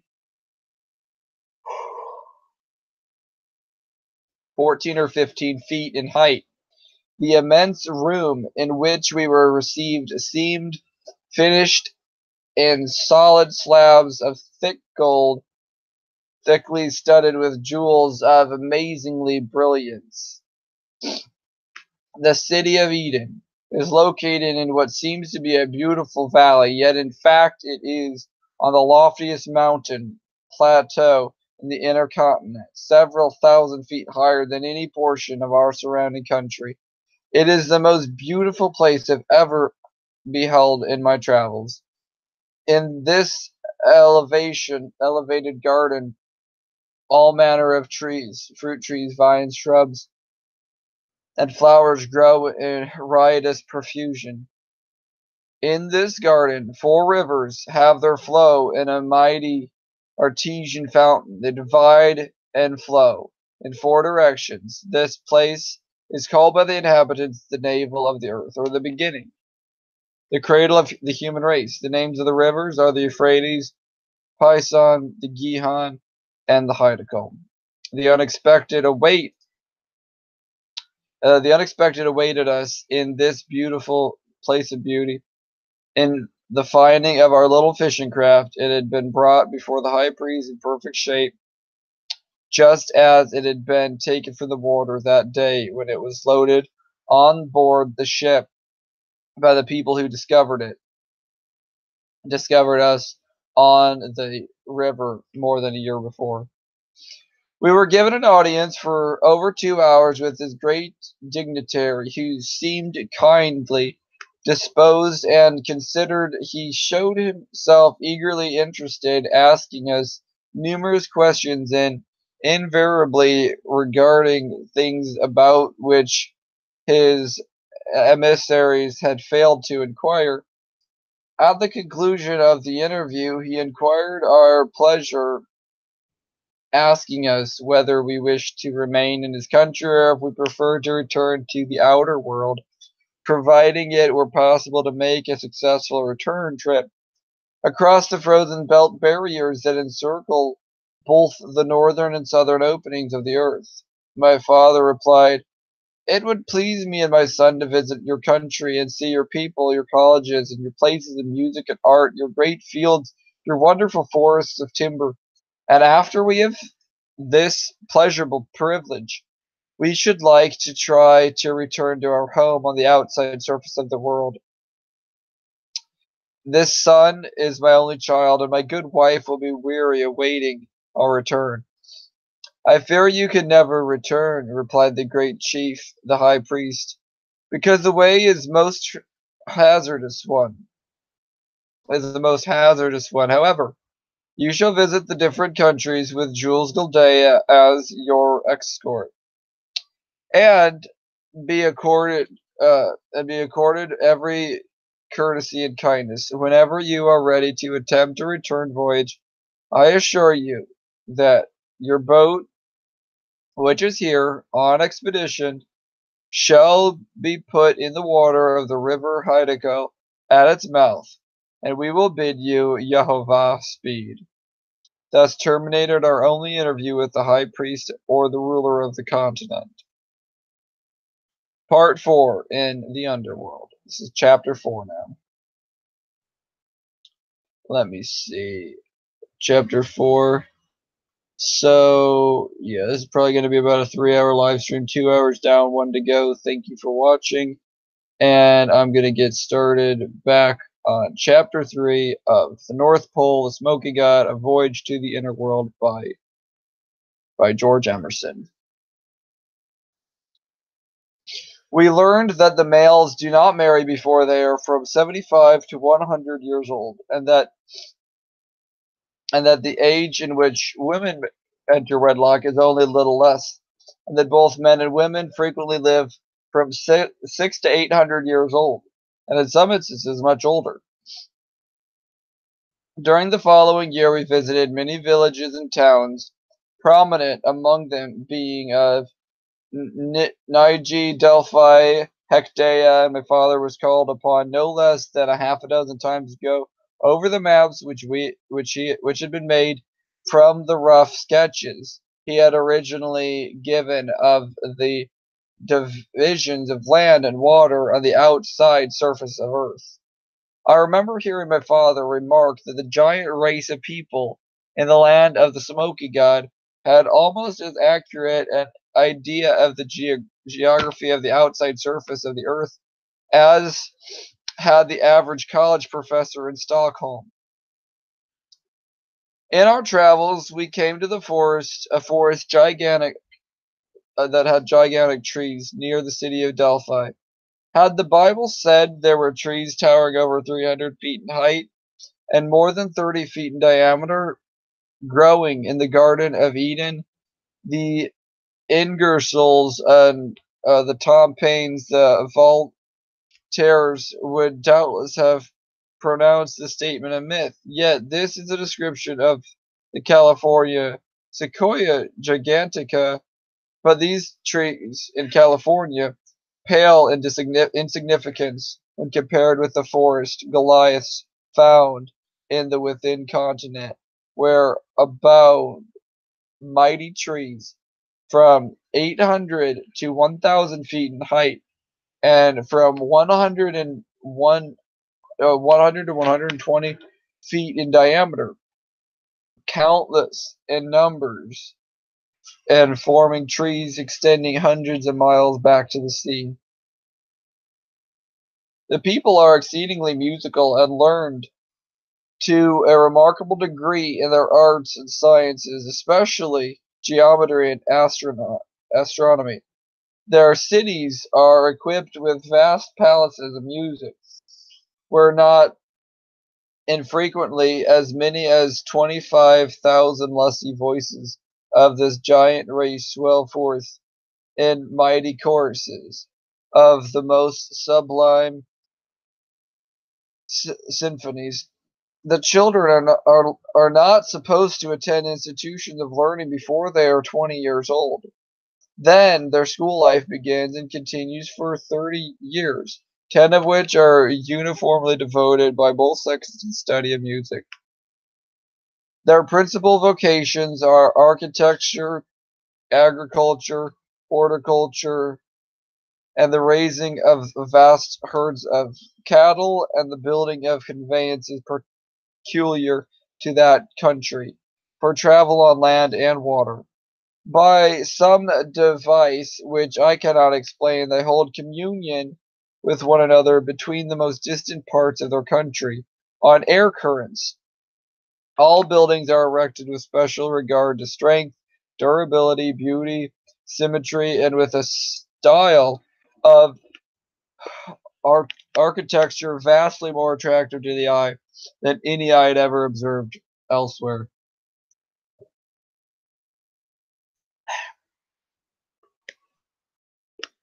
About 3/4 of the inner surface of the earth is land, and about 1/4 water. There are numerous rivers of tremendous size, some following in a northerly direction and others southerly. Some of these rivers are 30 miles in width, and it is of these vast waterways at the extreme northern and southern parts of the inside surface of the earth, in the regions where low temperatures are experienced, that freshwater icebergs are formed. They are then pushed out to sea like huge tongues of ice by the abnormal freshets of turbulent waters that twice a year sweep everything before them. We saw innumerable specimens of bird life, no larger than those encountered in the forests of Europe or America. It is well known that during the last few years, whole species of birds have quit the earth. A writer in the recent article on the subject almost says, footnote 19, almost every year sees the final extinction of one or more birds out of 14 varieties of birds found a century since on a single island, the Western Indies island of St. Thomas. Eight now to be numbered among the missing. Eight now have to be numbered among the missing. It is not possible that these disappearing bird species quit their habitation without and find an asylum within. Or is it not possible that these disappearing bird specimens quit their habitation without and find an asylum in the within world, the quote-unquote within world? Whether inland among the mountains or all along the seashore, we found bird life prolific.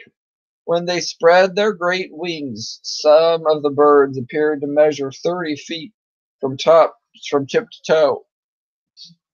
They are of great variety and many colors, and were permitted to climb up to the edge of a rock and examine a nest of eggs, where there were 5 in the nest, each of which was at least 2 feet in length and 15 inches in diameter.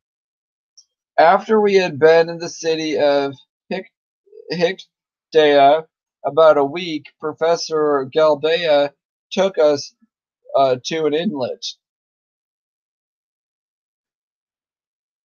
Yeah, he took us to an inlet, blah, blah, blah, let's see, where we saw thousands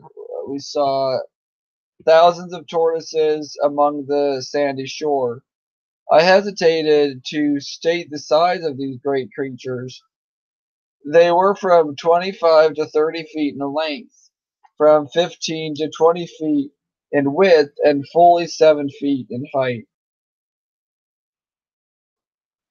When one of them projected its head, it had the appearance of some hideous sea monster. The strange conditions within are favorable not only for vast meadows of luxuriant grasses, forests of giant trees, and all manner of vegetable life, but wonderful animal life as well. One day we saw a great herd of elephants. There must have been 500 of these thunder-throated monsters, and their restlessly waving trunks. They were tearing huge boughs from the trees and trampling smaller growth into dust like so much hazelbrush. They would average over 100 feet in length and from 75 to 85 in height.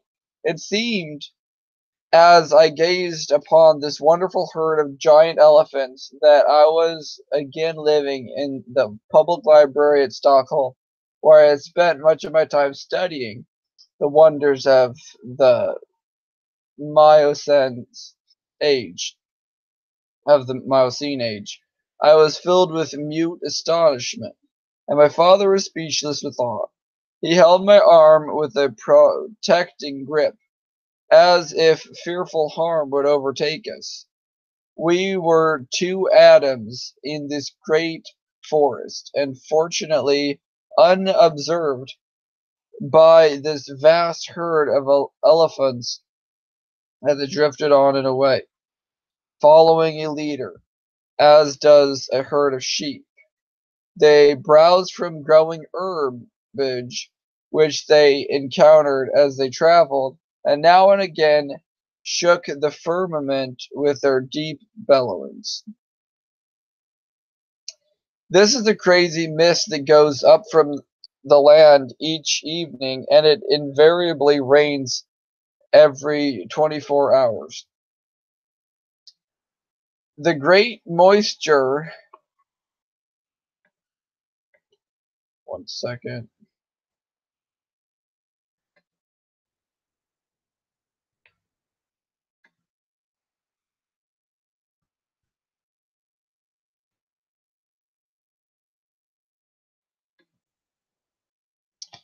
Okay, the great moisture. Let me get this right.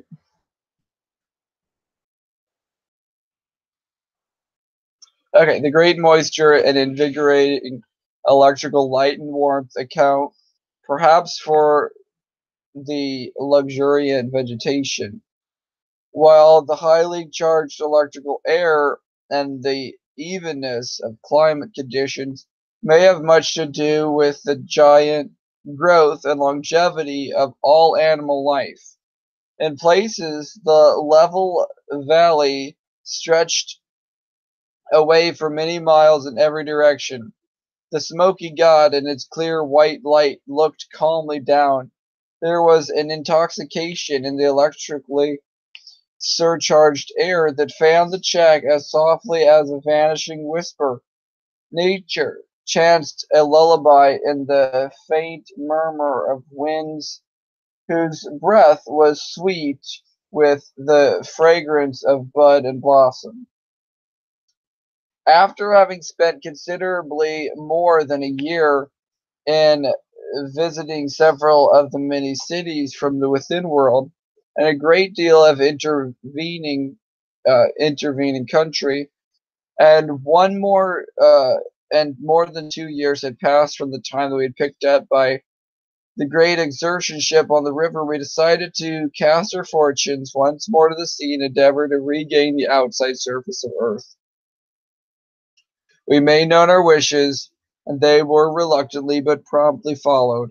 Our hosts gave my father, at his request, various maps showing the en- entire inside surface of the earth, its cities, oceans, seas, rivers, gulfs, and bays, and also generously offered to give us all the bags of gold nuggets, some of them as large as a goose's egg. We were willing to attempt to take with us our little fishing boat. All the gold nuggets, okay, that we were able to attempt to take with us in our little fishing boat. In due time, we returned to Jehu, at which place we spent 1 month in fixing up and overhauling our little fishing sloop. After all was in readiness, the same ship Nas that originally discovered us took us on board and sailed to the mouth of the river Hiddekel. After our giant brothers had launched our little craft for us, they were most cordially regretful at parting, and uh, evinced much solicitude for our safety. My father swore by the gods, Odin and Thor, that he would surely return again within a year or two and pay them another visit, and thus we bade them adieu. We made ready and hoisted our sail, but there was very little breeze. We were becalmed within an hour after our giant friends had left us and started on their return trip. The winds were constantly blowing south, that is, they were blowing from the northern opening of the earth toward that which we knew to be the south, which according to our compasses, pointing finger was directly north. For 3 days we tried to sail and to beat against the wind, but to none avail. Whereupon my father said, "My son, to return by the same route as we came in is impossible at this time of year. I wonder why we did not think of this before. We have been here almost 2.5 years. Therefore, this is the season when the sun is beginning to shine in the southern opening of the earth. The long cold night is on the Spitzbergen country. What shall we do?" I inquired. "There's only one thing we can do," my father replied, "and that is to go south." Accordingly, he turned the craft about, gave it full reef, and started by the compass north, but in fact directly south.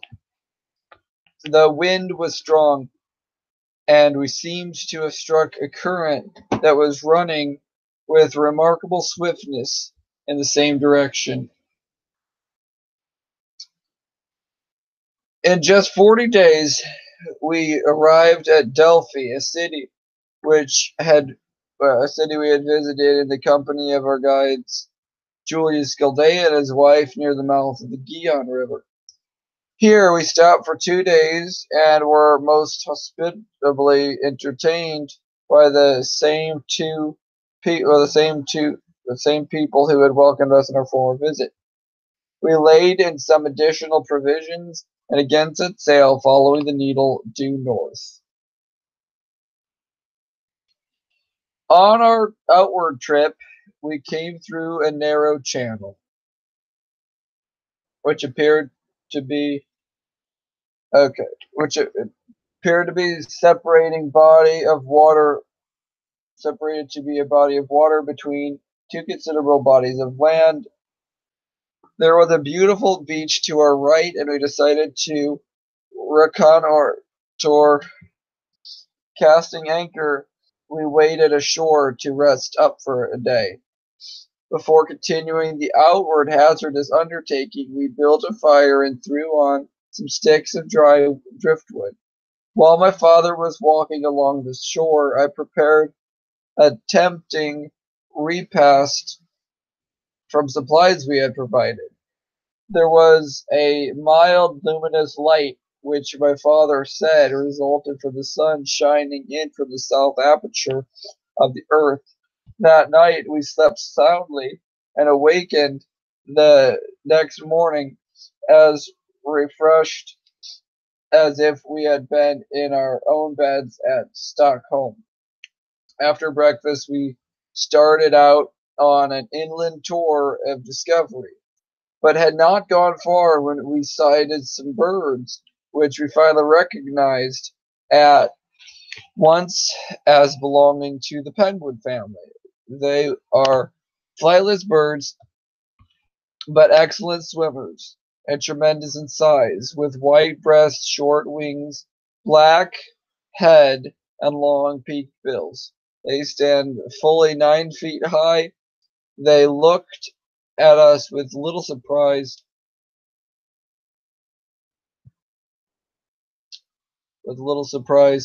and presently waddled rather than walked toward the water and swam away in a northerly direction. The events that occurred during the following 100 or more days beggar description.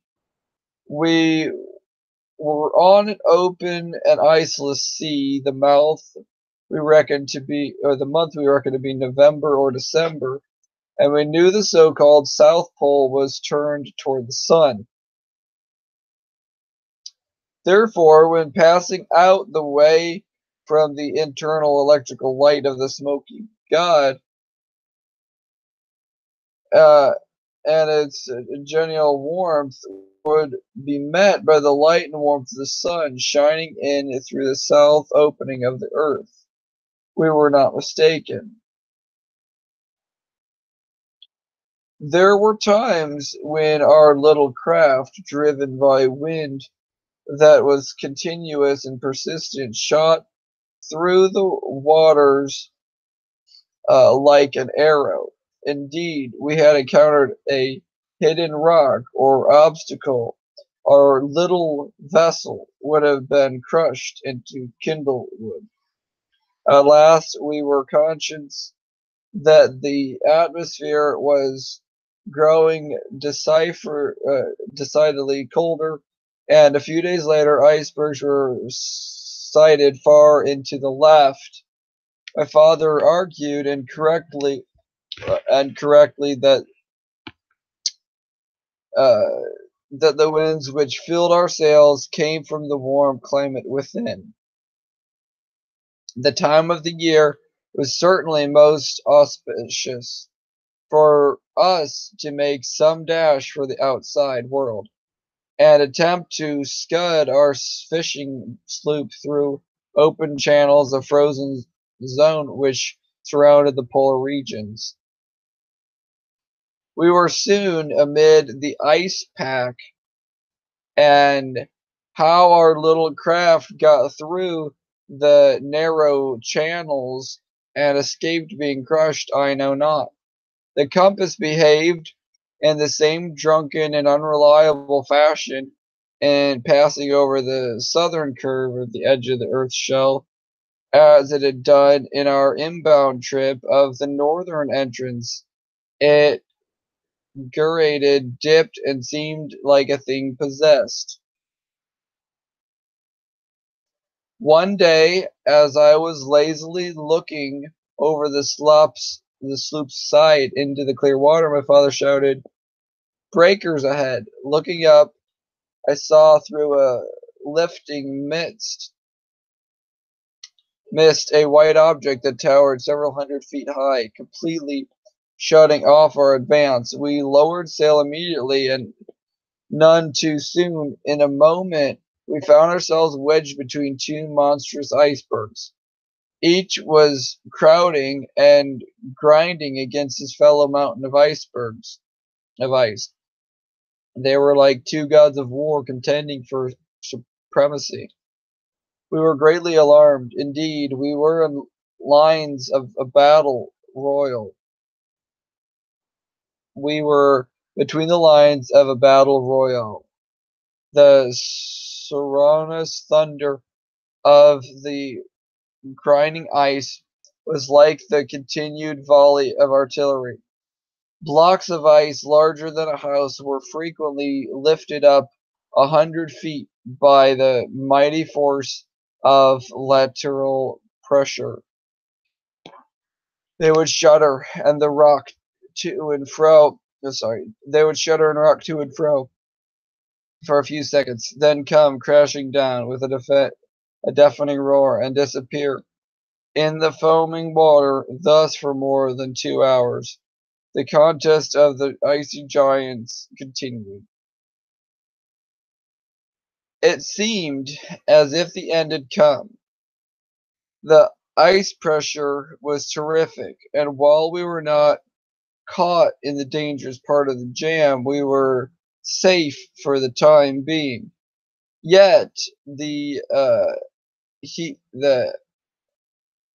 heaving and rending of tons of ice as it fell, splashing here and there into the watery depths, filled us with a shaking fear. Finally, to our great joy, the grinding of ice ceased, and within a few hours, the great mass slowly divided, and as if an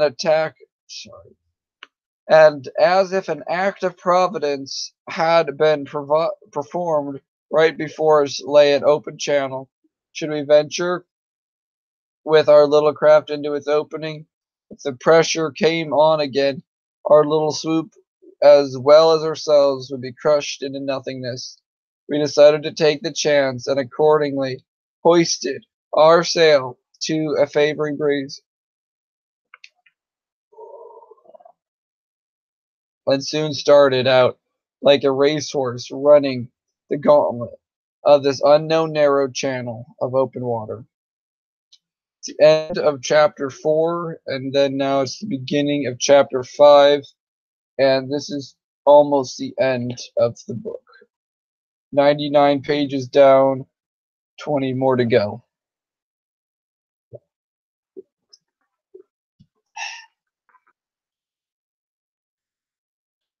Thinking probably the questions and answers I'm going to do at a later live stream. So after I'm done with the book, I'm just going to finish the live stream. Unless well, yeah, we'll see. Unless I change my mind. Okay. Chapter 5. For the next 45 days, our time was employed in dodging icebergs and hunting channels. Indeed, had we not been favored with a strong south wind and a small boat, I doubt if this story could have ever been given to the world. At last, there came a morning when my father said, "My son, I think we are to see home. We are almost through the ice. See, the open water lies before us." However, there were a few icebergs that had floated far northward into the open water still ahead of us, on either side, stretching away for many miles, directly in front of us, and by the compass, which had now righted itself due north, there was an open sea. What a wonderful story we have to tell to the people of Stockholm, continued my father, while a look of pardonable elation lighted up his honest face. And think of the gold nuggets stowed away in the hold. I spoke kind words of praise to my father, not alone for his fortitude of endurance, but also for his courageous daring as a discoverer, and for having made such voyage that now promised a successful end.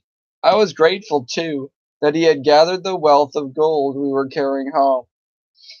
While congratulating ourselves on the goodly supply of provisions and water we still had on hand, and on the dangers we had escaped, we were startled by hearing a most terrific explosion, caused by the tearing apart of a huge mountain of ice.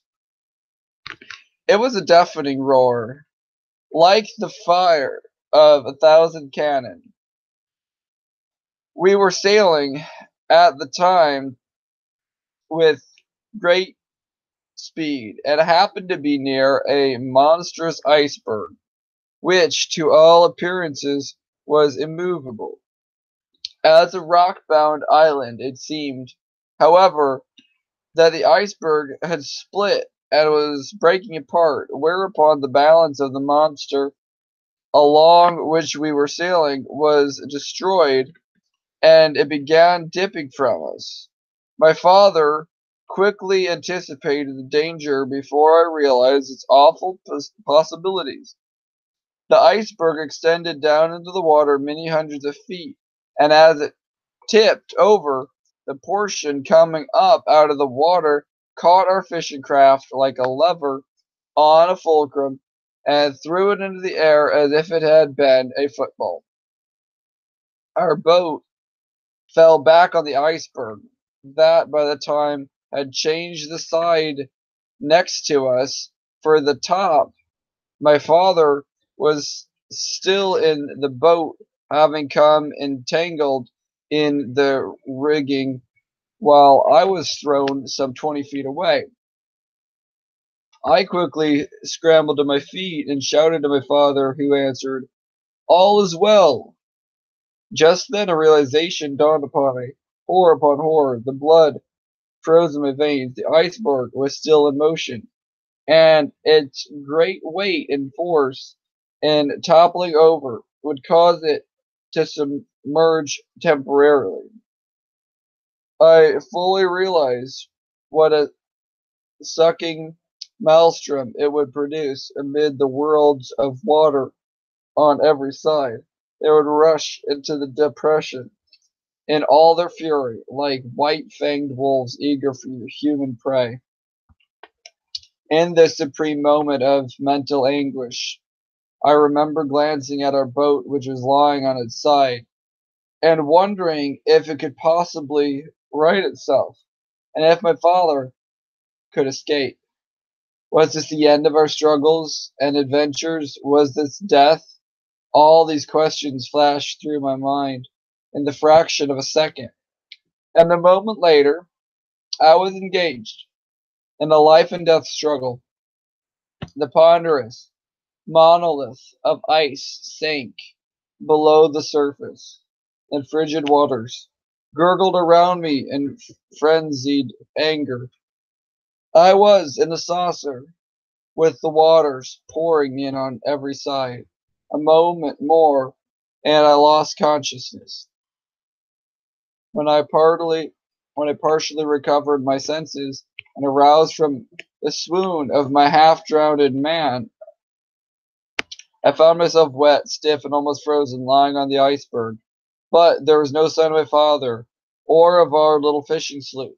The monster berg had recovered itself, and, with its new balance, lifted its head perhaps 50 feet above the waves. The top of this island of ice was a plateau perhaps half an acre in extent. I loved my father well, and was grief-stricken at the awfulness of his death. I railed at fate that I, too, had not been permitted to sleep with him in the depths of the ocean. Finally, I climbed to my feet and looked about me. The purple domed sky above, the shoreless green ocean beneath, and only an occasional iceberg discernible. My heart sank in hopeless despair. I cautiously picked my way across the berg toward the other side, hoping that our fishing craft had righted itself. Dared I think it possible that my father still lived? It was but a ray of hope that flamed up in my heart. But the anticipation warmed my blood in my veins and started it rushing like some rare stimulant through every fiber of my body. I crept close to the precipitous side of the iceberg and peered far down, still hoping. Then I made a circle of the berg, scanning every foot of the way, and thus I kept going around and around. One part of my brain was certainly becoming maniacal, man, oh, maniacal, while the other part, I believe, and due to this day, was perfectly rational. I was conscious of having made the certain made this circuit a dozen times, and while one part of my intelligence knew in all reason there was not a vestige of hope, yet some strange fascinating aberration bewitched and compelled me still to beguile myself with expectation. The other part of my brain seemed to tell me that while there was no possibility of my father being alive, yet if I quit making the circuitous pilgrimage, if I paused for a single moment, it would be acknowledgment of defeat, and should I do this, I felt that I should go mad. Thus, hour after hour, I walked around and around, afraid to stop and rest, yet physically powerless to continue much longer. O horror of horrors, to be cast away in this wide expanse of waters, without food or drink, and only a treacherous iceberg for an abiding place. My heart sank within me, and all semblance of hope was fading into black despair. Then the hand of the deliverer was extended, and the death-like stillness of a solitude rapidly becoming unbearable was suddenly broken by the firing of a single gun. I looked up in startled amazement when I saw less than a half a mile away a whaling vessel bearing down toward me with her sail full set. Eventually, my continued activity on the iceberg had attracted their attention. On drawing near, they put out a boat, and descending cautiously to the water's edge, I was rescued, and a little later lifted on board the whaling ship. I found it was a Scotch whaler, the Arlington. She had cleared from Dunny in September and started immediately for the Antarctic in search of whales. The captain, Angus Macpherson, seemed kindly disposed, but in matters of discipline, as I soon learned, possessed an iron will. When I attempted to tell him that I had come from the inside of the earth, the captain and the mate looked at each other, shook their heads, and insisted on my being put in the bunk under strict surveillance of the ship's physician. I was very weak for want of food and had not slept for many hours. However, after a few days of rest, I got up one morning, dressed myself without asking permission of the physician or anyone else, and told them I was as sane as anyone else. The captain sent for me again, questioned me concerning where I had come from and how I came to be alone on an iceberg in the far off Antarctic Ocean. I replied that I had just come from the inside of the earth and proceeded to tell him how my father and myself had gone by way of Spitzbergen and come out by way of the South Pole country. Whereupon I was put in irons and afterward heard the captain tell the mates that I was as crazy as a March hare, and that I must remain in confinement until I was rational enough to give a truthful account of myself. Finally, after much pleading and many promises, I was released from irons. I then and there decided to invent some story that would satisfy the captain and never again refer to my trip to the land of the Smoky God, at least until I was safe among friends. Within a fortnight, I was permitted to go about and take my place as one of the seamen. A little later, the captain asked me for an explanation. I told him that my experience had been so horrible that I was fearful of my memory, and begged him to permit me uh, to leave the question unanswered until some time in the future. I think you are recovering considerably, he said, but you are not sane by a good deal. Permit me to do such work as you may reside, I replied. And if it does not compensate you sufficiently, I will pay you immediately after I reach Stockholm to the last penny. Thus the matter rested. On finally reaching Stockholm, as I have already related, I found that my good mother had gone to a reward more than a year before. I have also told how later the treachery of a relative landed me in a madhouse where I remained for 28 years, seemingly unending years. And still later, after my release, how I returned to the life of a fisherman, following a series uh, sedulously for 27 years. Then, how I came to America, and finally to Los Angeles, California. But all this can be of little interest to the reader. Indeed, it seems to me the climax of my wonderful travels and strange adventures was reached when the Scotch sailing vessel took me from an iceberg on the Antarctic Ocean.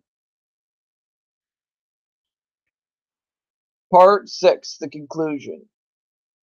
In conclusion, this history of my adventures, I wish to state that I firmly believe science is yet in its infancy concerning the cosmology of the earth. There is much that is unaccounted for by the world's accepted knowledge of today, and will never remain so until the land of the Smoky God is known and recognized by our geographers.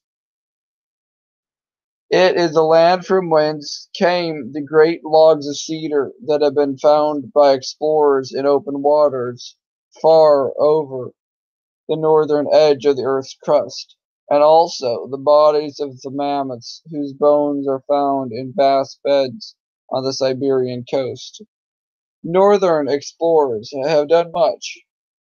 Sir John Franklin, Dehaven, Grinnell, Sir John Murray, Kane, Melville, Paul Nansen, Schvachta, Greeley, Percy, Ross, Gerlachie, Bernici, Andre, Amsden, Amundsen, and others have been striving to storm the frozen citadel of mystery. I firmly believe that Andre and his two brave companions, Stridberg and Fredico, who sailed away in the balloon Orion from the northwestern coast of Spitzbergen on that Sunday afternoon in July 11th, 1897, are now in the within world, and doubtless are being entertained, as my father and myself were entertained, by the kind-hearted giant race inhabiting the inner Atlantic continent. Having in my humble way devoted years to these problems, I am well acquainted with the accepted definitions of gravity, as well as the cause of magnetic needle's attraction. I am prepared to say that in my firm belief that the magnetic needle is influenced solely by electric currents, which completely envelop the earth like a garment, and that these electrical currents in an endless circuit pass out of the southern end of the earth's cylindrical opening, diffusing and spreading themselves over all the outside surface and rushing madly on their course toward the North Pole. And while these currents seemingly dash off into space at the Earth's curve or edge, yet they drop again to the inside surface and continue their way southward along the inside of the Earth's crust, toward the opening of the so-called South Pole. As to gravity, no one knows what it is, because it has not been determined whether it is atmospherical pressure that causes the apple to fall, or whether 150 miles below the surface of the Earth, supposedly one half way through the Earth's crust, there exists some kind of a loathsome attraction that draws it. Therefore,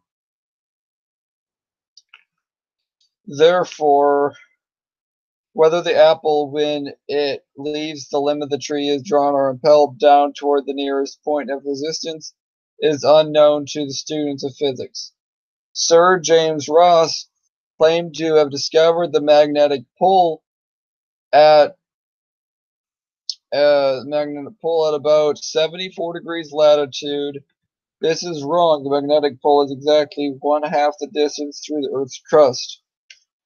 Thus, if the Earth's crust is 300 miles in thickness, which is the distance I estimated it to be, then the magnetic pole is undoubtedly 150 miles below the surface of the Earth.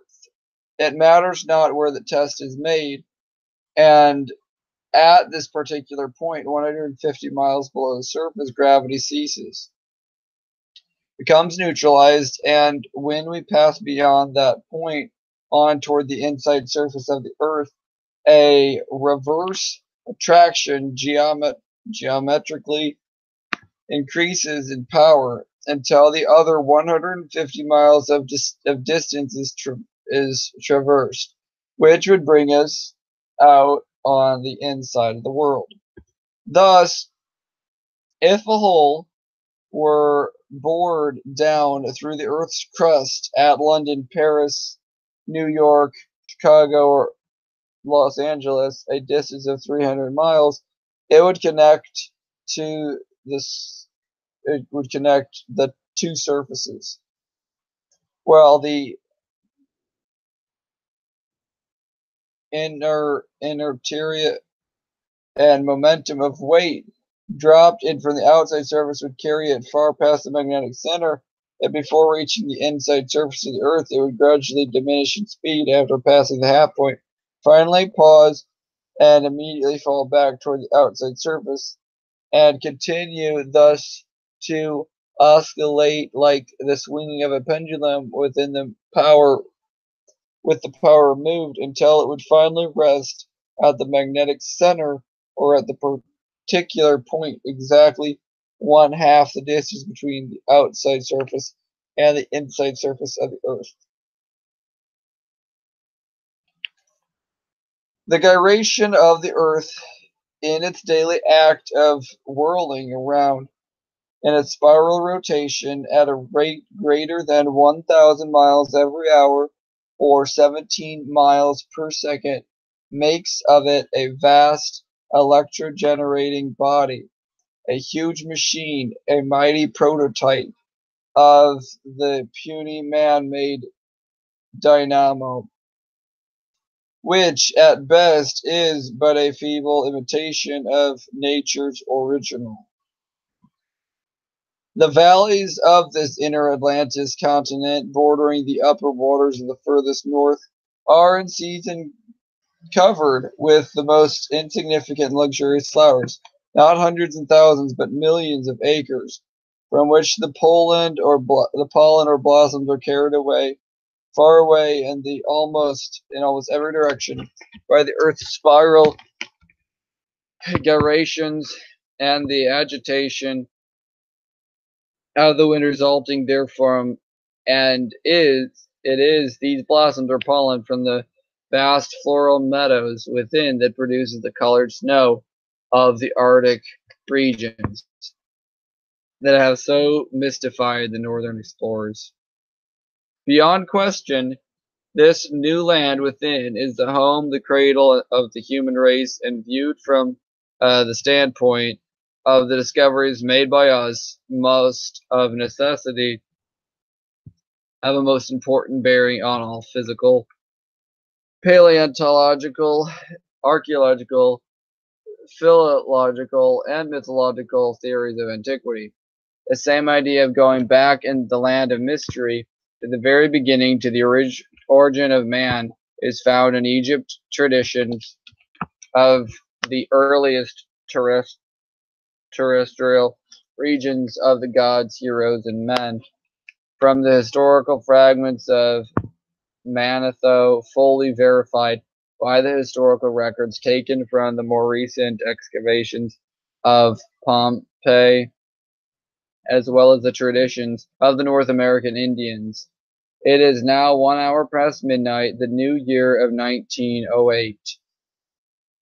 Okay, the new year of 1908 is here, and this is the third day thereof.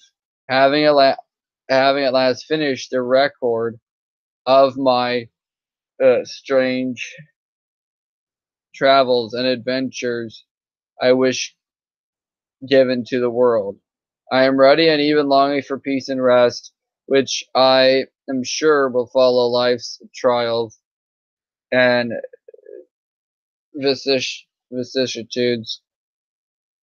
I am old in years, and ripe both with adventures and sorrows, yet rich with the few friends I have cemented to me in my struggles to lead just an upright life. Like a story that is well nigh told. While life is ebbing away, the presentiment is strong within me that I shall not live to see the rising of another sun. Thus I do conclude my message. Olaf Jansen. Part 7. Authors Afterword.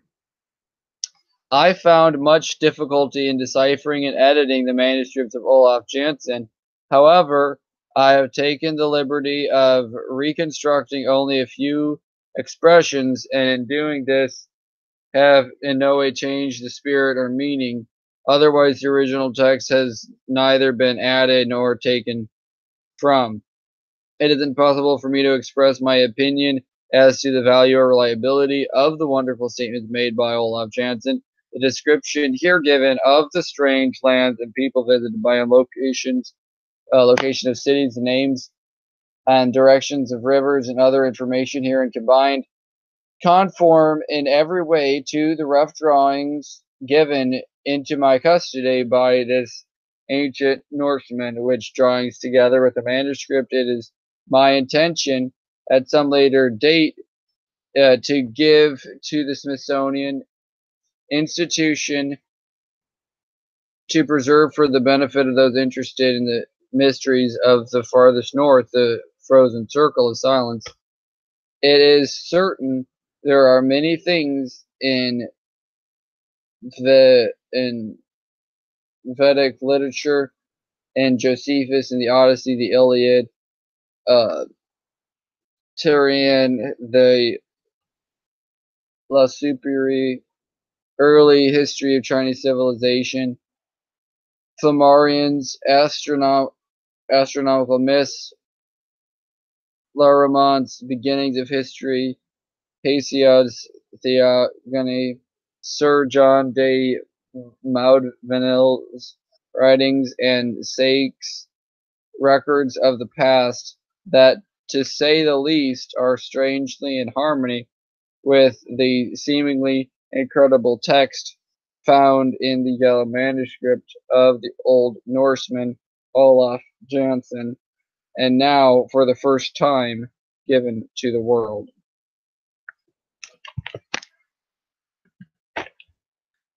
Okay, so that's basically all I got to say. So I'll be doing other live streams later on this topic, but for now, that is the text, and that is the story of Olaf Jansen.